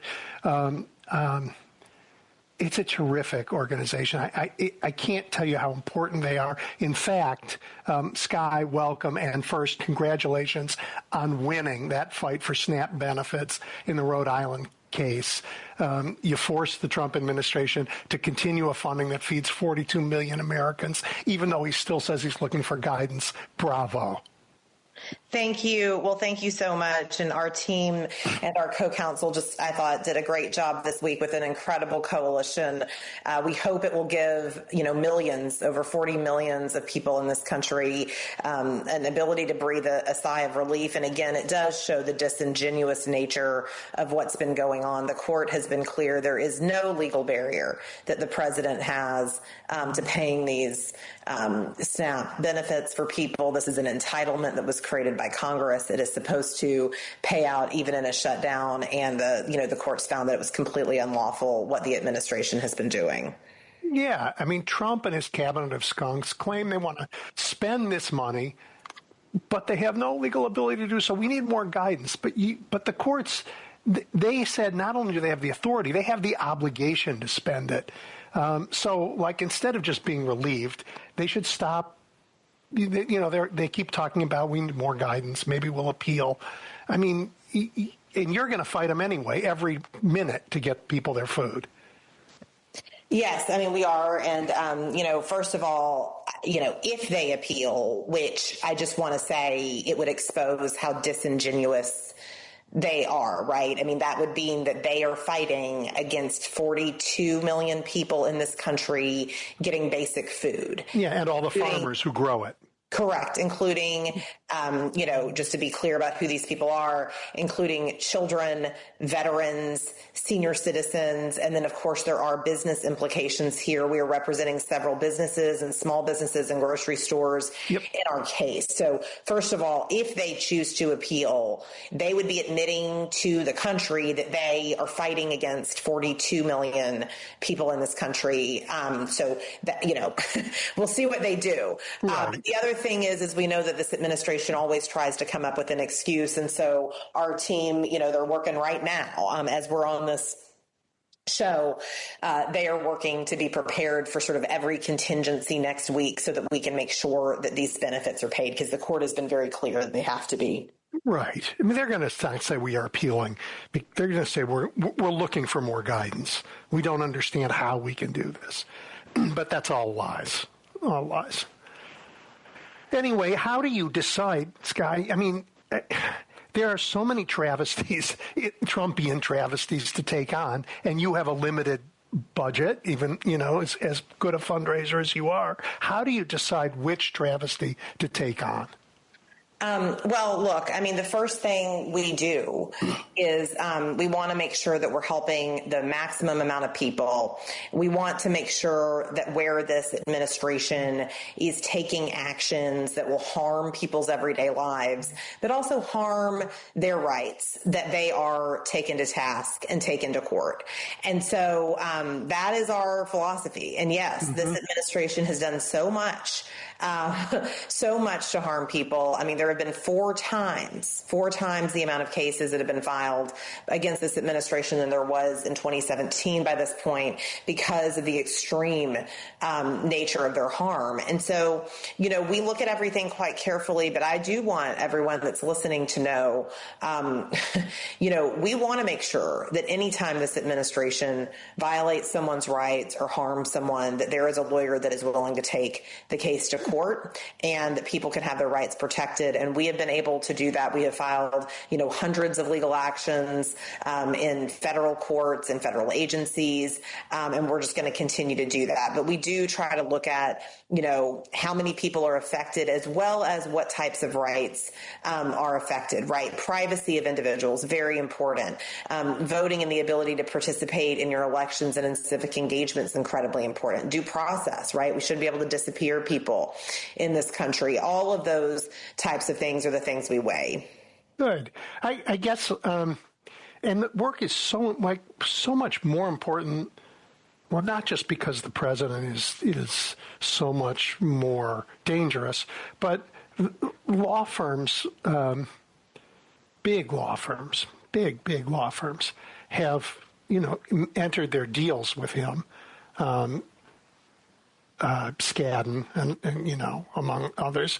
So that's got to impact your ability to get pro bono help from those firms.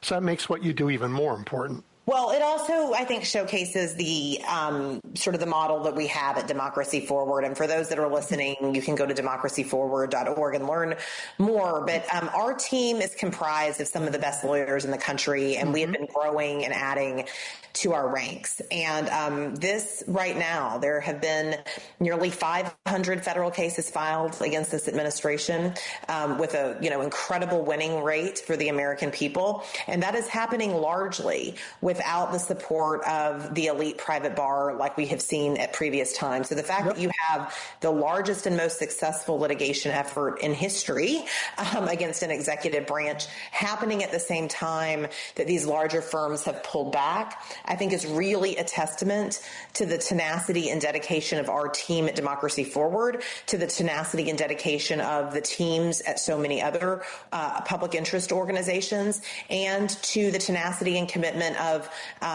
lawyers who are in the private bar and who are using their resources in this time. But we are having to provide a lot more pro bono assistance to people in communities across the country because there just aren't as many law firms that are doing that work. Yeah, it's terrible.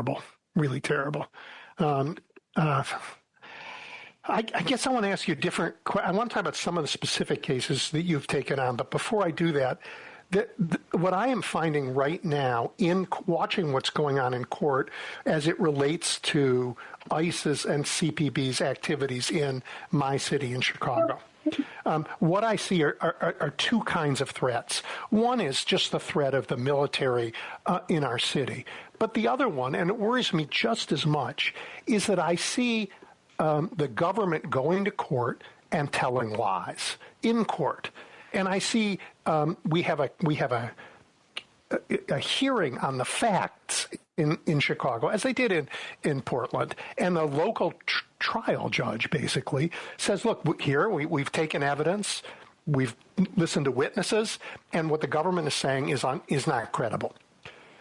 And then the Solicitor General of the United States, John Sauer, goes to the United States Supreme Court and hands in a document that restates the facts that have been determined by lower courts to be false.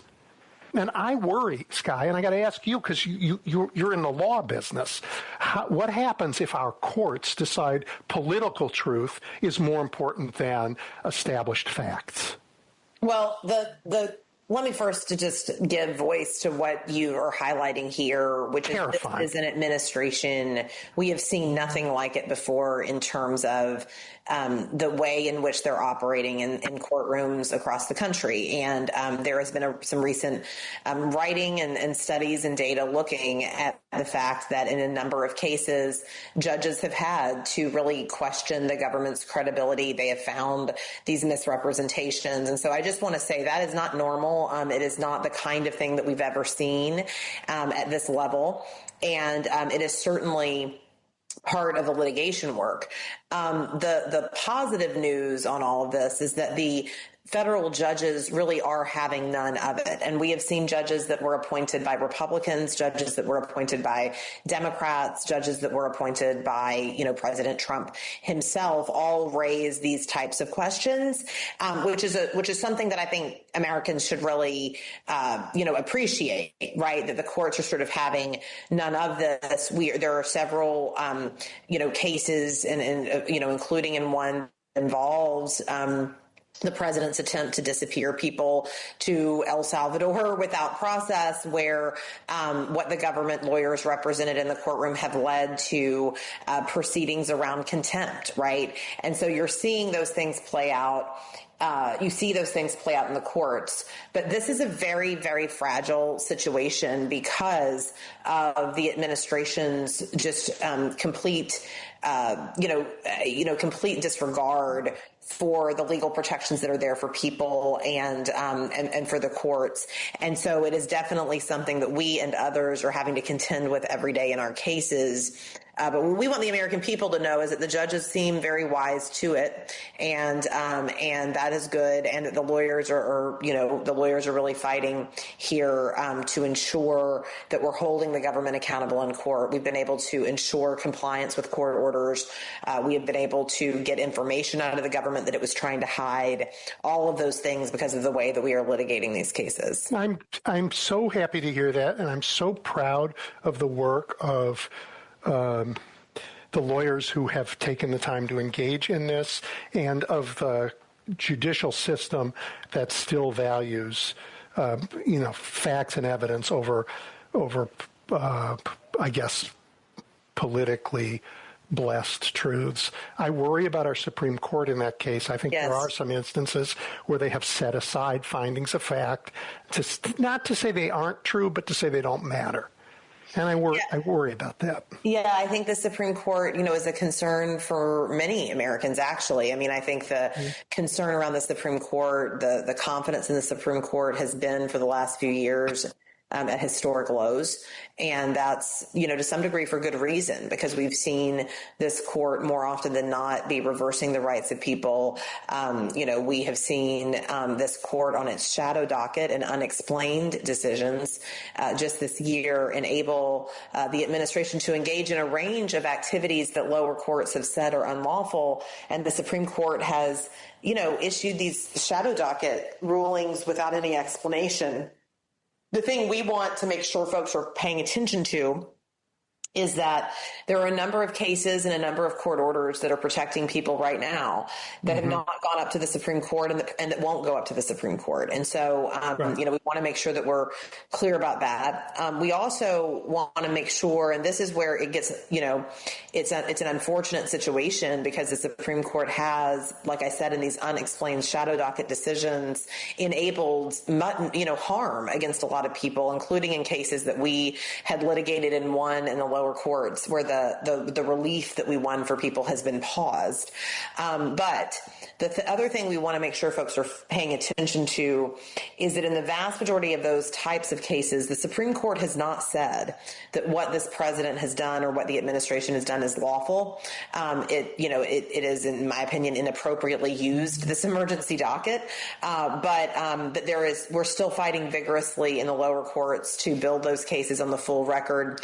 They will go back up to the Supreme Court. And if the Supreme Court doesn't take the cases on the merits, then the orders that we win below will stand, right? Yeah. And so I just want to, but yes, we all have, I think, such a concern about what we've seen, from the court in several of these cases. I was, I guess, shocked and happily shocked that a bunch of district court judges spoke out and said, look, we're not against the Supreme Court, but the Supreme Court is creating a muddle of law by these shadow docket cases where they are not being clear at all to us about what the law is, and that is their paramount job, and they're failing.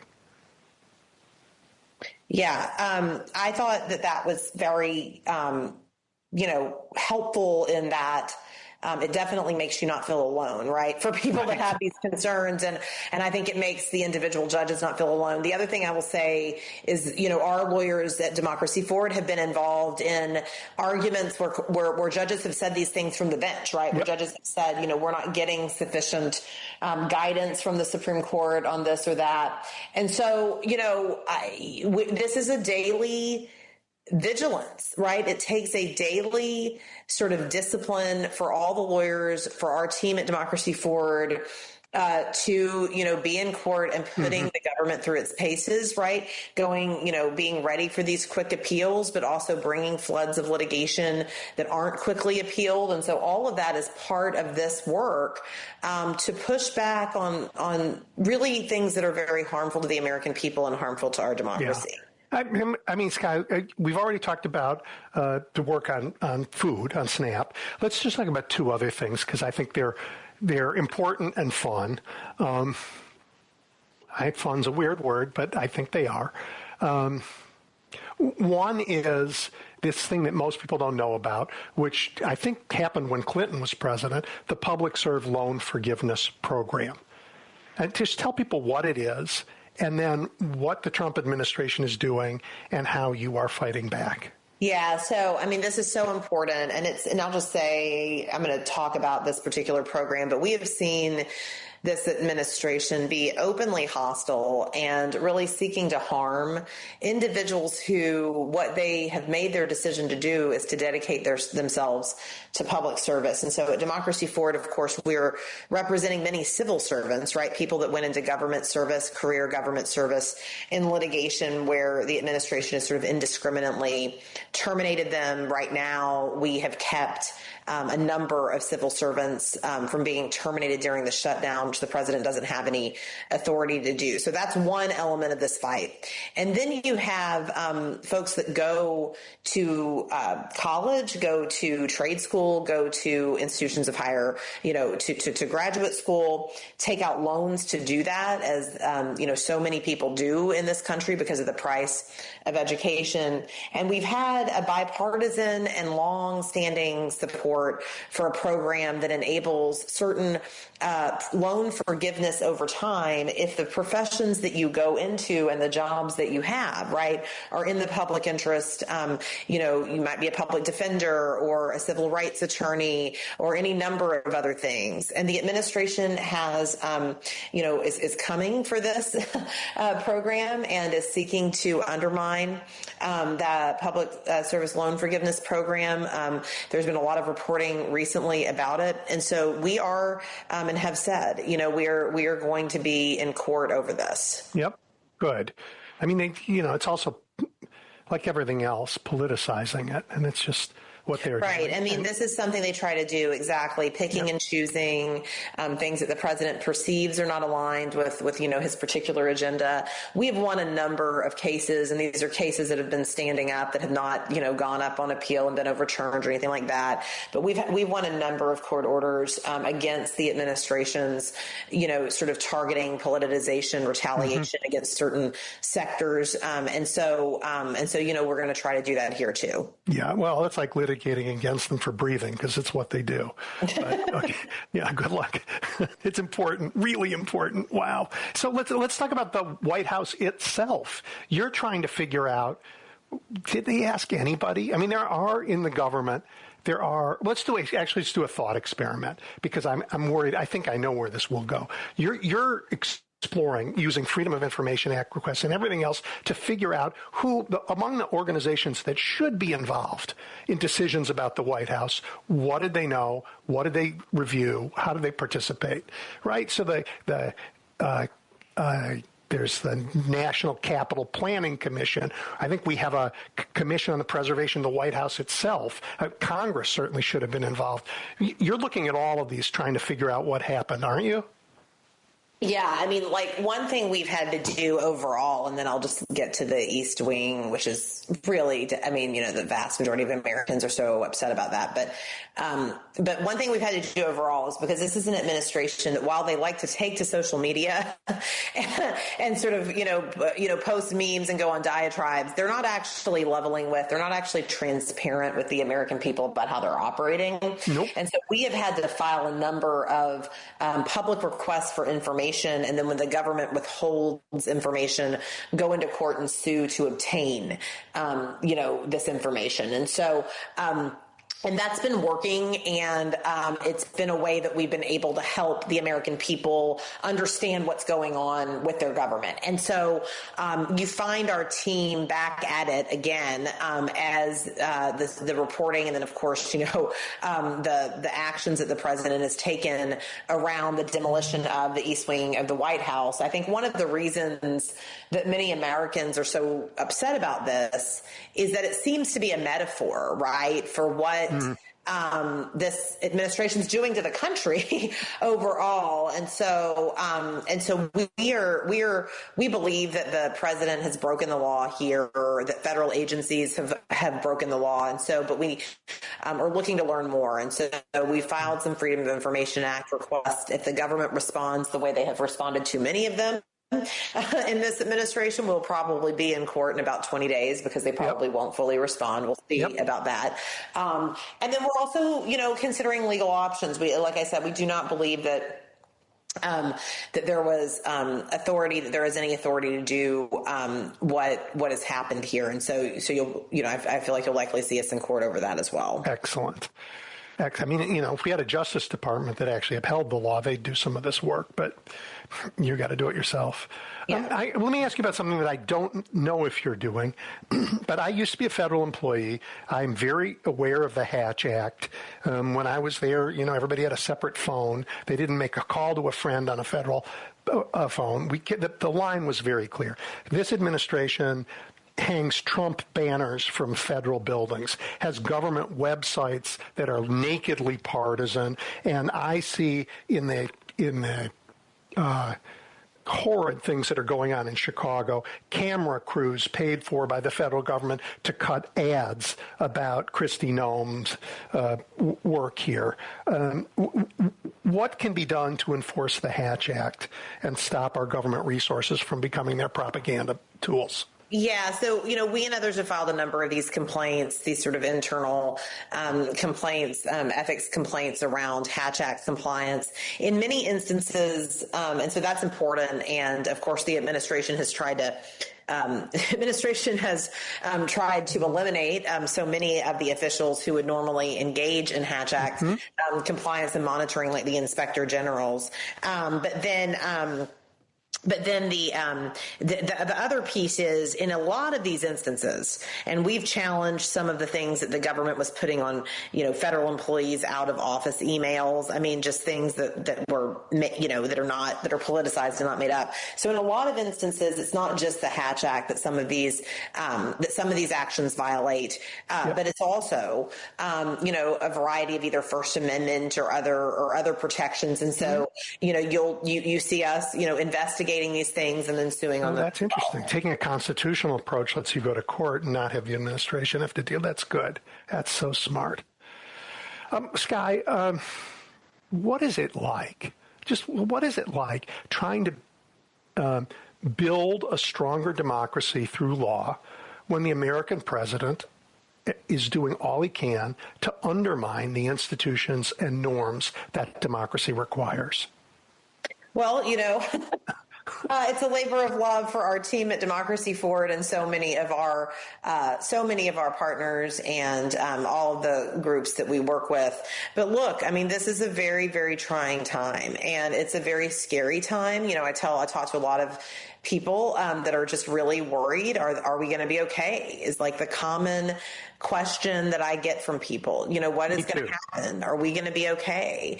And the answer to that is, we're going to have to decide what happens next. And we're going to all have to commit at a individual level to being part of the work to resist and oppose these harms and to build for a brighter future together. And what does that look like? Well, at our team, it looks like going to court a lot. It looks like educating the public a lot and doing, a range of these things. But we've also launched initiatives, and I think you've talked about these before, and folks can find out about it on our website at democracyforward.org, initiatives called, Coffees for Change or Dinners for Democracy, initiatives to make sure that we're building community together, that we are refusing to let all of the hopelessness, all of the devastation isolate us from each other. Because I think that what we have seen in our work is that when communities come together and when we refuse to be isolated, extraordinary things can happen. And that's what happened in this Rhode Island case, by the way. The Council of Churches of Rhode Island, small businesses, workers, individual organizations that operate food pantries, the National Council of Nonprofits, they all came together and said, you are not going to take away people's food on our watch. And we were able to win that court order. So that's community building, I think, is just so key here. So like you, I am staring into the abyss and I'm an optimist.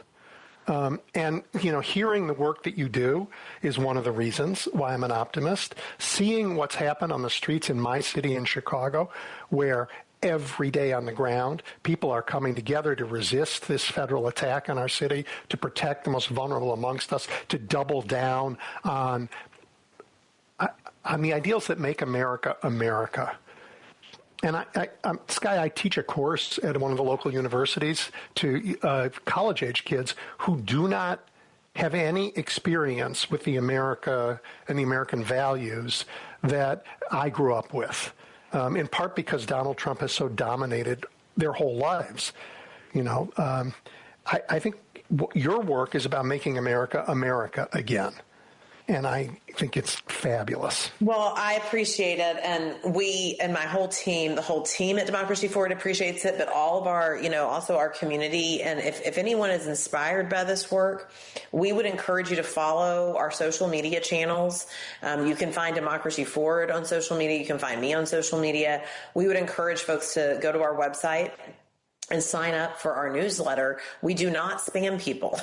We are fighting for the America we want to live in, right? Yeah. One where we are not spam. So I've signed up, and I urge everybody to do it. Yeah, don't worry. If you sign up, you're not going to get we're not going to ask you to rush $5 every day or anything like that. Yep. We want people to be able to build community and be informed, because this is a long-term fight, right? The only way out of this situation is through. That is what I say all the time. The only way out is through, and courage is the new currency. But we can have that courage and find that courage and build that courage if we do it together. And so, that's so much of the work that we're doing.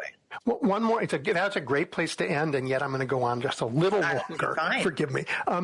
For everybody listening, this takes a couple different wings. For a long time, the progressive side of America outsourced all of its progress to the lawyers on the theory that the courts would take care of everybody's rights. And oops, we woke up and found out that didn't work with this crowd. So we need Sky and Democracy Forward and this work to happen, and we need to support it.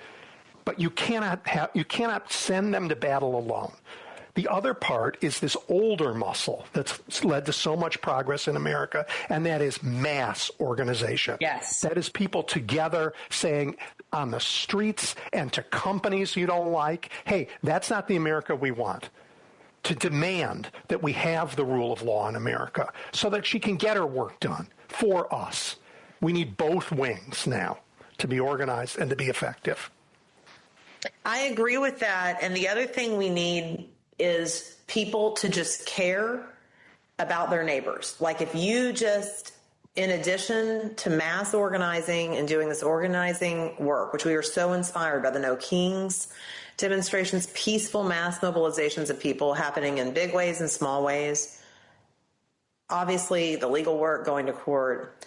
But then the other thing I would just say is just making a commitment, right? This is a hard time. People are facing a number of different things in their lives because of what this administration's doing, because of other, very radicalized forces that are trying to undermine our democracy. So just renewing a commitment that we are going to care about our neighbor, that we're going to go, take a little bit of time out of our day and make sure the folks around us and in our community are doing okay. If they're not, if you can't make it better, you can at least be in community with them. I think that is just going to be so, so important. And it feeds both that mobilizing work and the legal and kind of advocacy work that we are so honored to get to do. Couldn't agree with you more. Thank you for your time today. Thank you for your work. And I hope we can have this conversation again a few times so you can update us and on the progress. Thank you so much. And thank you. Thanks so much for having me on. You bet. Talk to you soon. Thanks. Bye, Sky. Bye. All right, everybody, we're going to take a break, and when we come back, I'll take your calls. It's The Democracy, Stupid, with Edwin Eisendrath on WCPT 820. All right, we are back, and Jim, kick us off.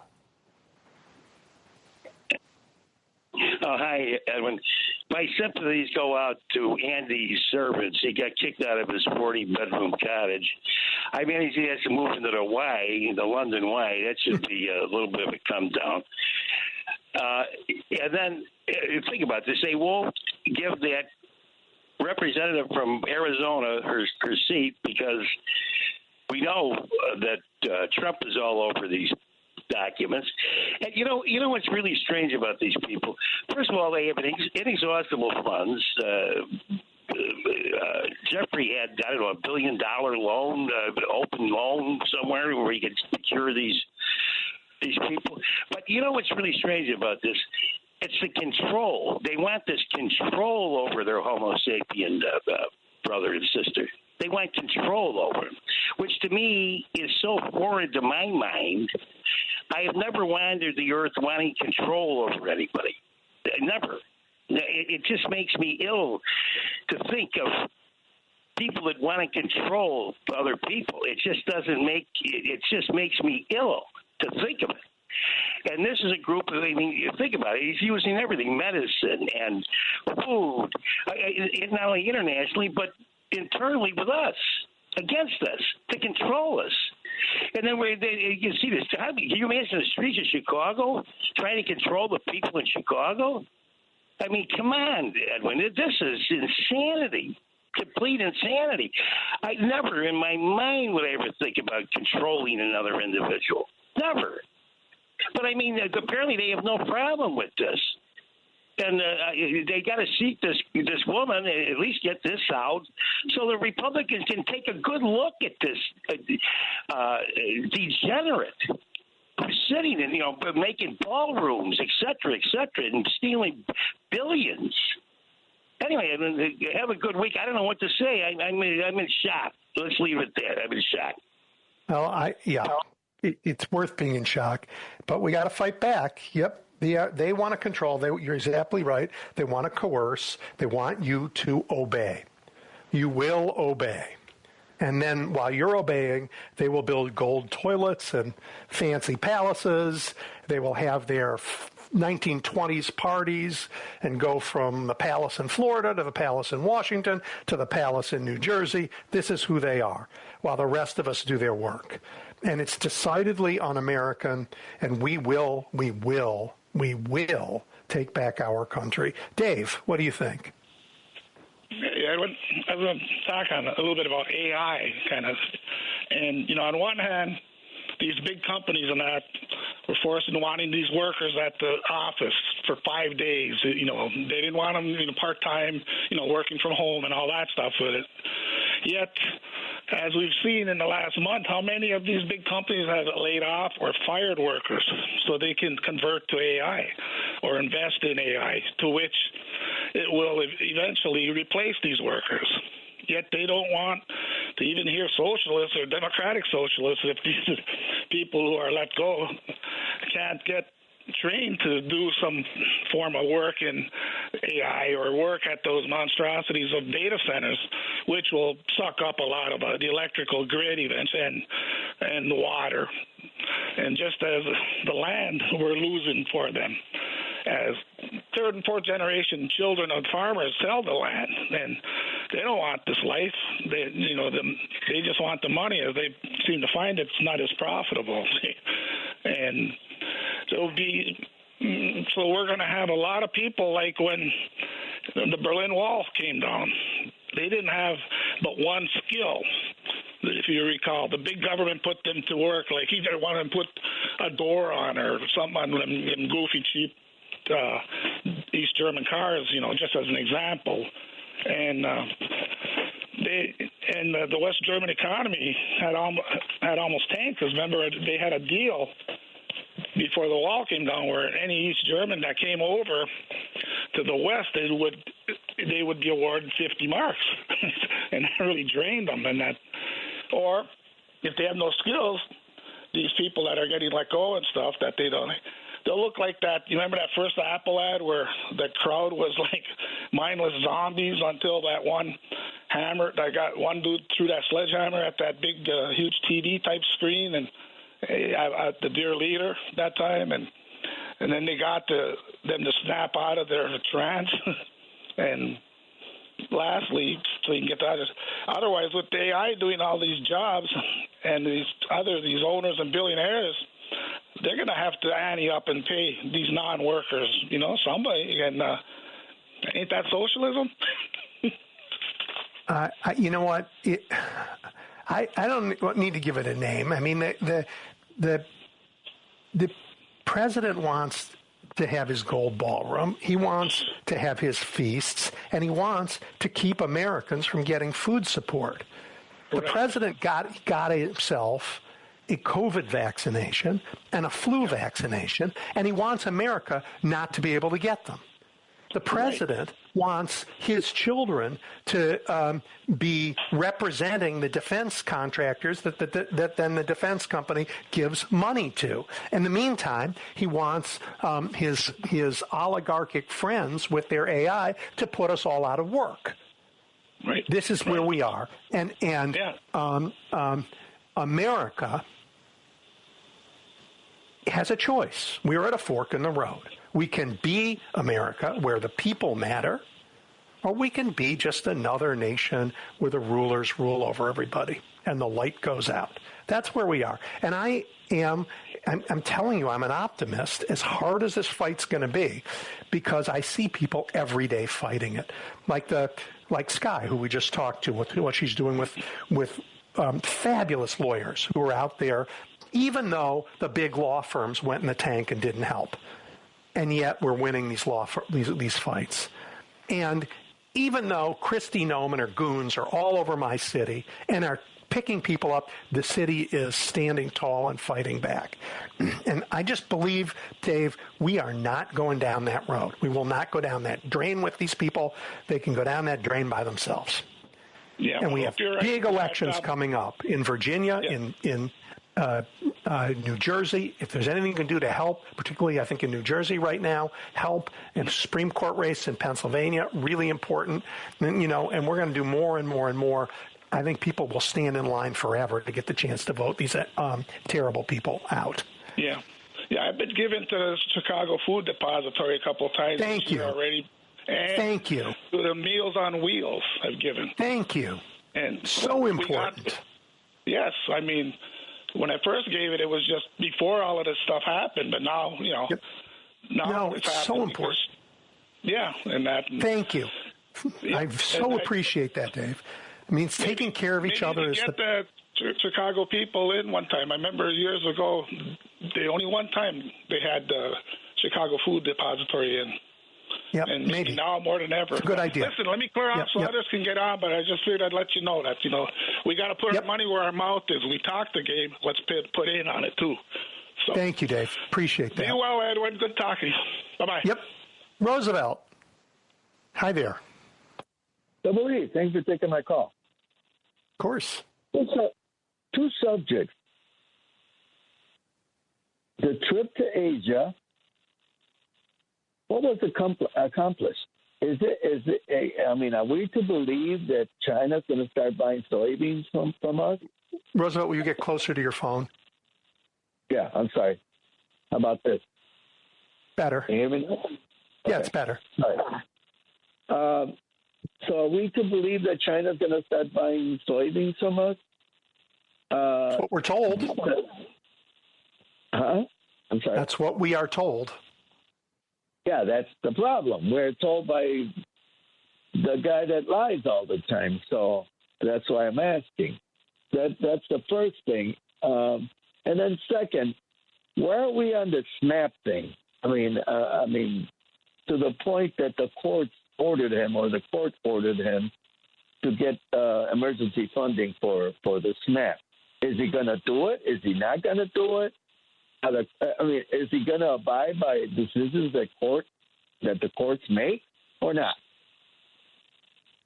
I think it would be very hard for this administration, having been ordered by the courts to pay for food, for them to say we would rather have Americans starve.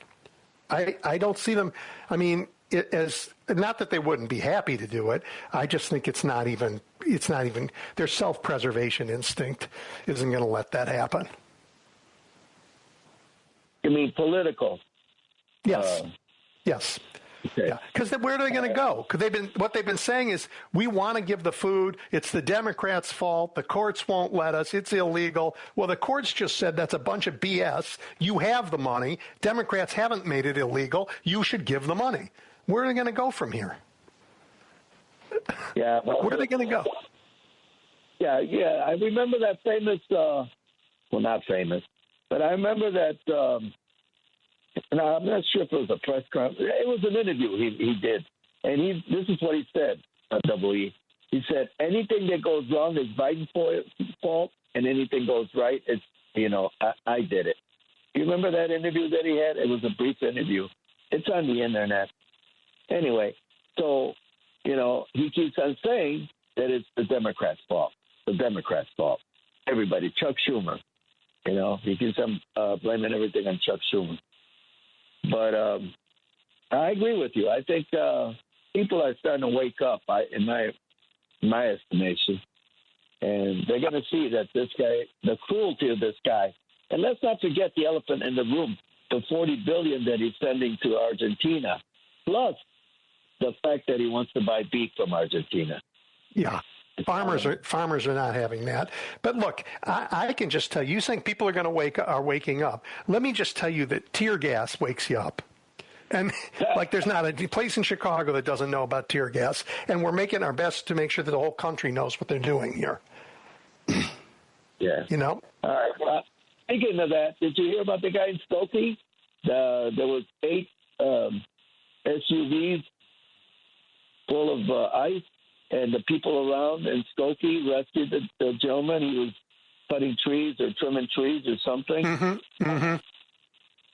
So you're right. People are getting together, uniting, and we're showing the world we're the epicenter, ground zero of all this madness.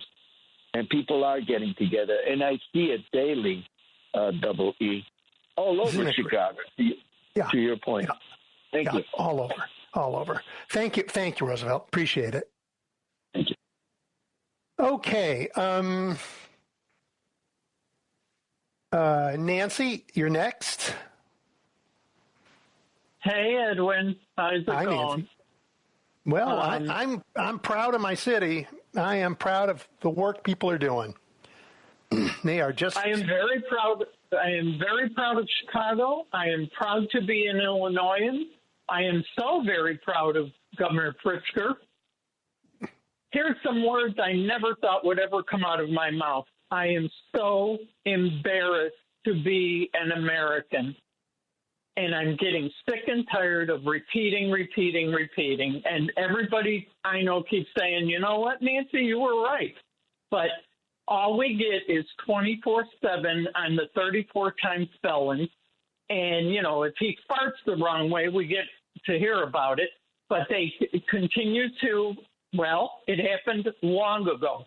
We're still following the undemocratic minority rule system that we started out with, and I understand why we started out with that. Our founding fathers did the best I am so glad it was who it was, and we started out that way. The problem is we never evolved with the growing population. We had 3.4 million people in the country at the time. We now have 100 times that.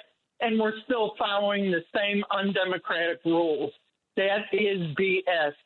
We the people, the majority of us, which is what I call we the people, the ones with the brains, we don't have any control. They took away, they destroyed our educational system. They took away, they allowed the corporations to take over our airwaves and our media. And, we had clues about it long ago, 50 and 60 years ago, never mind 10 years ago when the 34-time felon showed up. We had clues about it forever. They don't give us any more choices. Even to this day, the two major parties are the only ones ruling.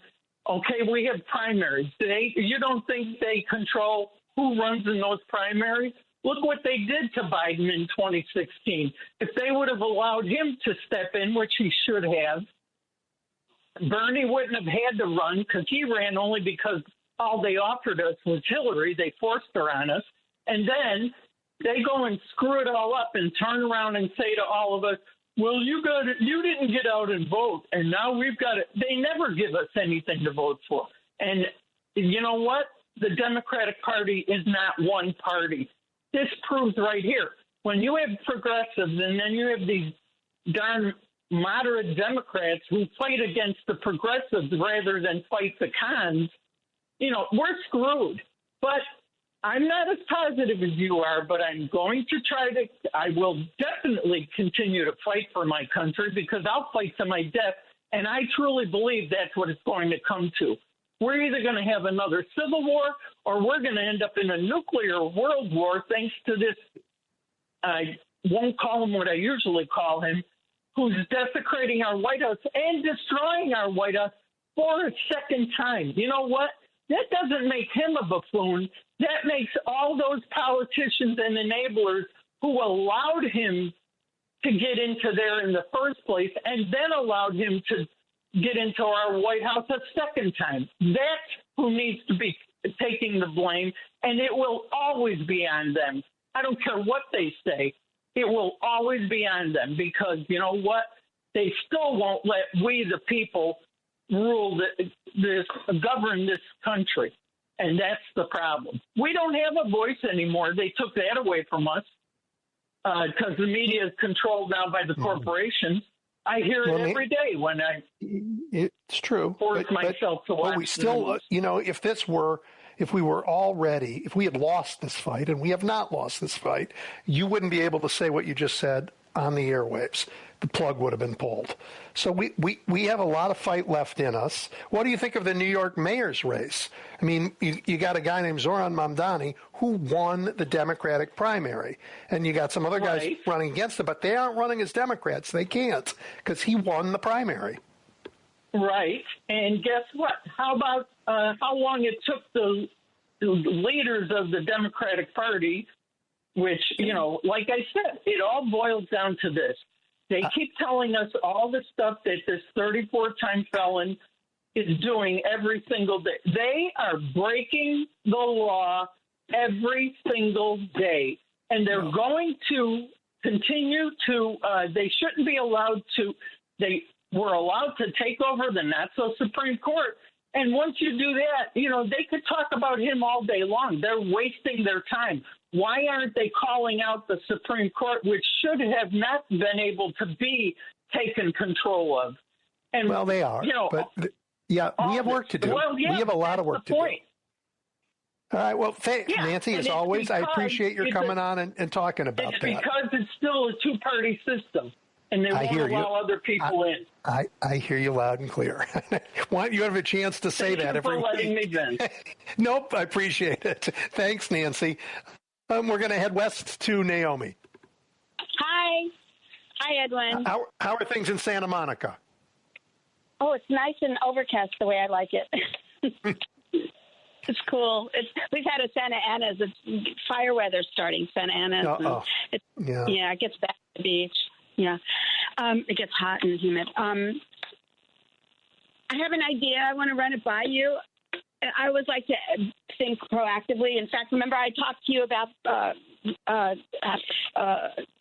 withdrawing funds from Washington, the blue state? I remember. Well, Gavin Newsom announced that, or somebody announced, I heard it on the radio, that this is in addition to what I was calling about, but I just want to mention this, that Oregon, Washington, and California were going to withhold funds. Well, anyway, Gavin made the proposal, and they said they can't do it. I think it can be done, but it has to be done. We have to pass legislation to prevent I believe, I'm thinking how it can be done. He said that whoever he consulted said it can't be done, but we can find ways to bypass the funds that we would normally send to the feds, we, like at the end of the year when you have a chunk, you can put it into an escrow account, et cetera. But I think that you'd have to pass legislation to instruct the business owners to no longer divert the funds into that system. But when you do it, you have to have created a substitute system to funnel those funds in there. So anyway, so it has to be done, on a computer system. Have to have it ready. Well, Naomi, here's the problem with that.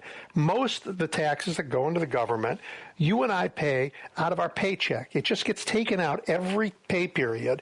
You look at your paycheck, and all of that goes directly to the federal government, and there's no stopping. I'm saying that, but it's done in a computer, and you can change. It's done in a lot of systems. That can be done. The state can't fix that. The federal government would have to fix that by law. Well, I think it can be done, but that's okay. But that's not what I'm calling about this time. So I had an idea about, how they're sending criminals and we're also helpless and we're being assaulted in essence by criminals and nobody's coming to our rescue, right?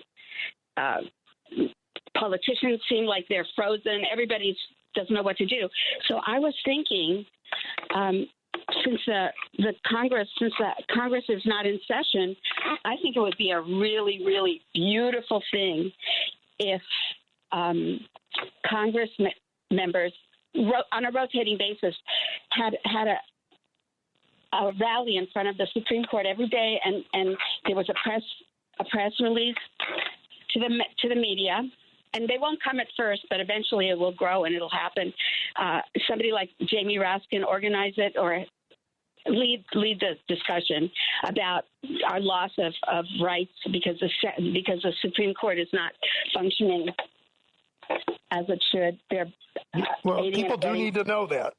I agree with you. People need to know what's going on in the court, and any way that can help raise that would be great.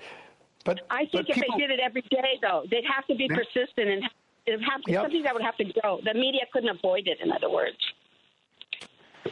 Yeah, I don't know what the media is going to avoid, but the truth is available to people who want to find it, and we have to help them find it. But Naomi, I don't feel like the government is attacking us and no one is standing up and no one is coming to our aid. Here in Chicago, the government is really attacking. I mean, really, with stormtroopers and gas and pepper bullets and all kinds of things, and they are very aggressive. And not only are all of the politicians, from the governor to the mayor to Chicago aldermen to county commissioners to the mayor of Evanston, they are all out there doing the right thing. But the opportunities for leadership that it's provided ordinary citizens to organize to bring food to people who are afraid to go out of their house, or to gather around schools to protect children who go home, or to when ICE shows up in a neighborhood, or CPB with their fascist gear on, pretending to be stormtroopers and attack a neighborhood. Hundreds of residents just spontaneously come out of their houses and say, not here, not now, shame on you. It's a beautiful thing to see, and we are fighting back. So I don't want you to feel like this is happening and people are helpless. It's happening, and we are proving that we are not helpless. But Edwin, I think the police should be also the ones that you call to protect our they need to be on site and showing that they're protecting us. I believe that they're in collusion with them, or they're afraid to support. Well, the police are in a bind. The police are in a bind, and we need to take the binds off. We can't. We can't. And here's why. Because the Trump is in court saying that his agents are the ones who are in danger, and they're being hurt by angry mobs. It's a lie. But if the police then join in and that would be a problem, and then the army might come in, and the army is a bigger problem. So let the police stand between the protesters, and in fairness, the police have not been siding with ICE. I mean, there's some videos that are misleading or confusing when they get called, and there's a scrum in a neighborhood. I'm going to tell you a story about it. What happened in L.A. There was a girl coming to work. Her mom and her sister dropped her off. They lived east of L.A. I believe she went to one of the Claremont colleges, which are excellent schools. Excellent schools. Yes. Her mother, who I believe was undocumented, dropped her off They proceeded to grab her and put her in a van. They thought she was just going to the building in which she worked. They had no idea who she was. They assumed she was illegal or somebody helpless. They grabbed her and they put her in the van. Subsequently, they got out of the van to grab somebody else, and she got out. She went to a policeman, and he gave her back to them. And you know what my son said? My son was so brilliant. He said she should have just run away instead of going. The policeman gives her right back to the ICE. Anyway, you know what she's doing now? She's working from home now. Good. Hey, Naomi, we're out of time. I'm afraid we have to go. Thank you all for listening. Thank you all for being part of this, and see you next week.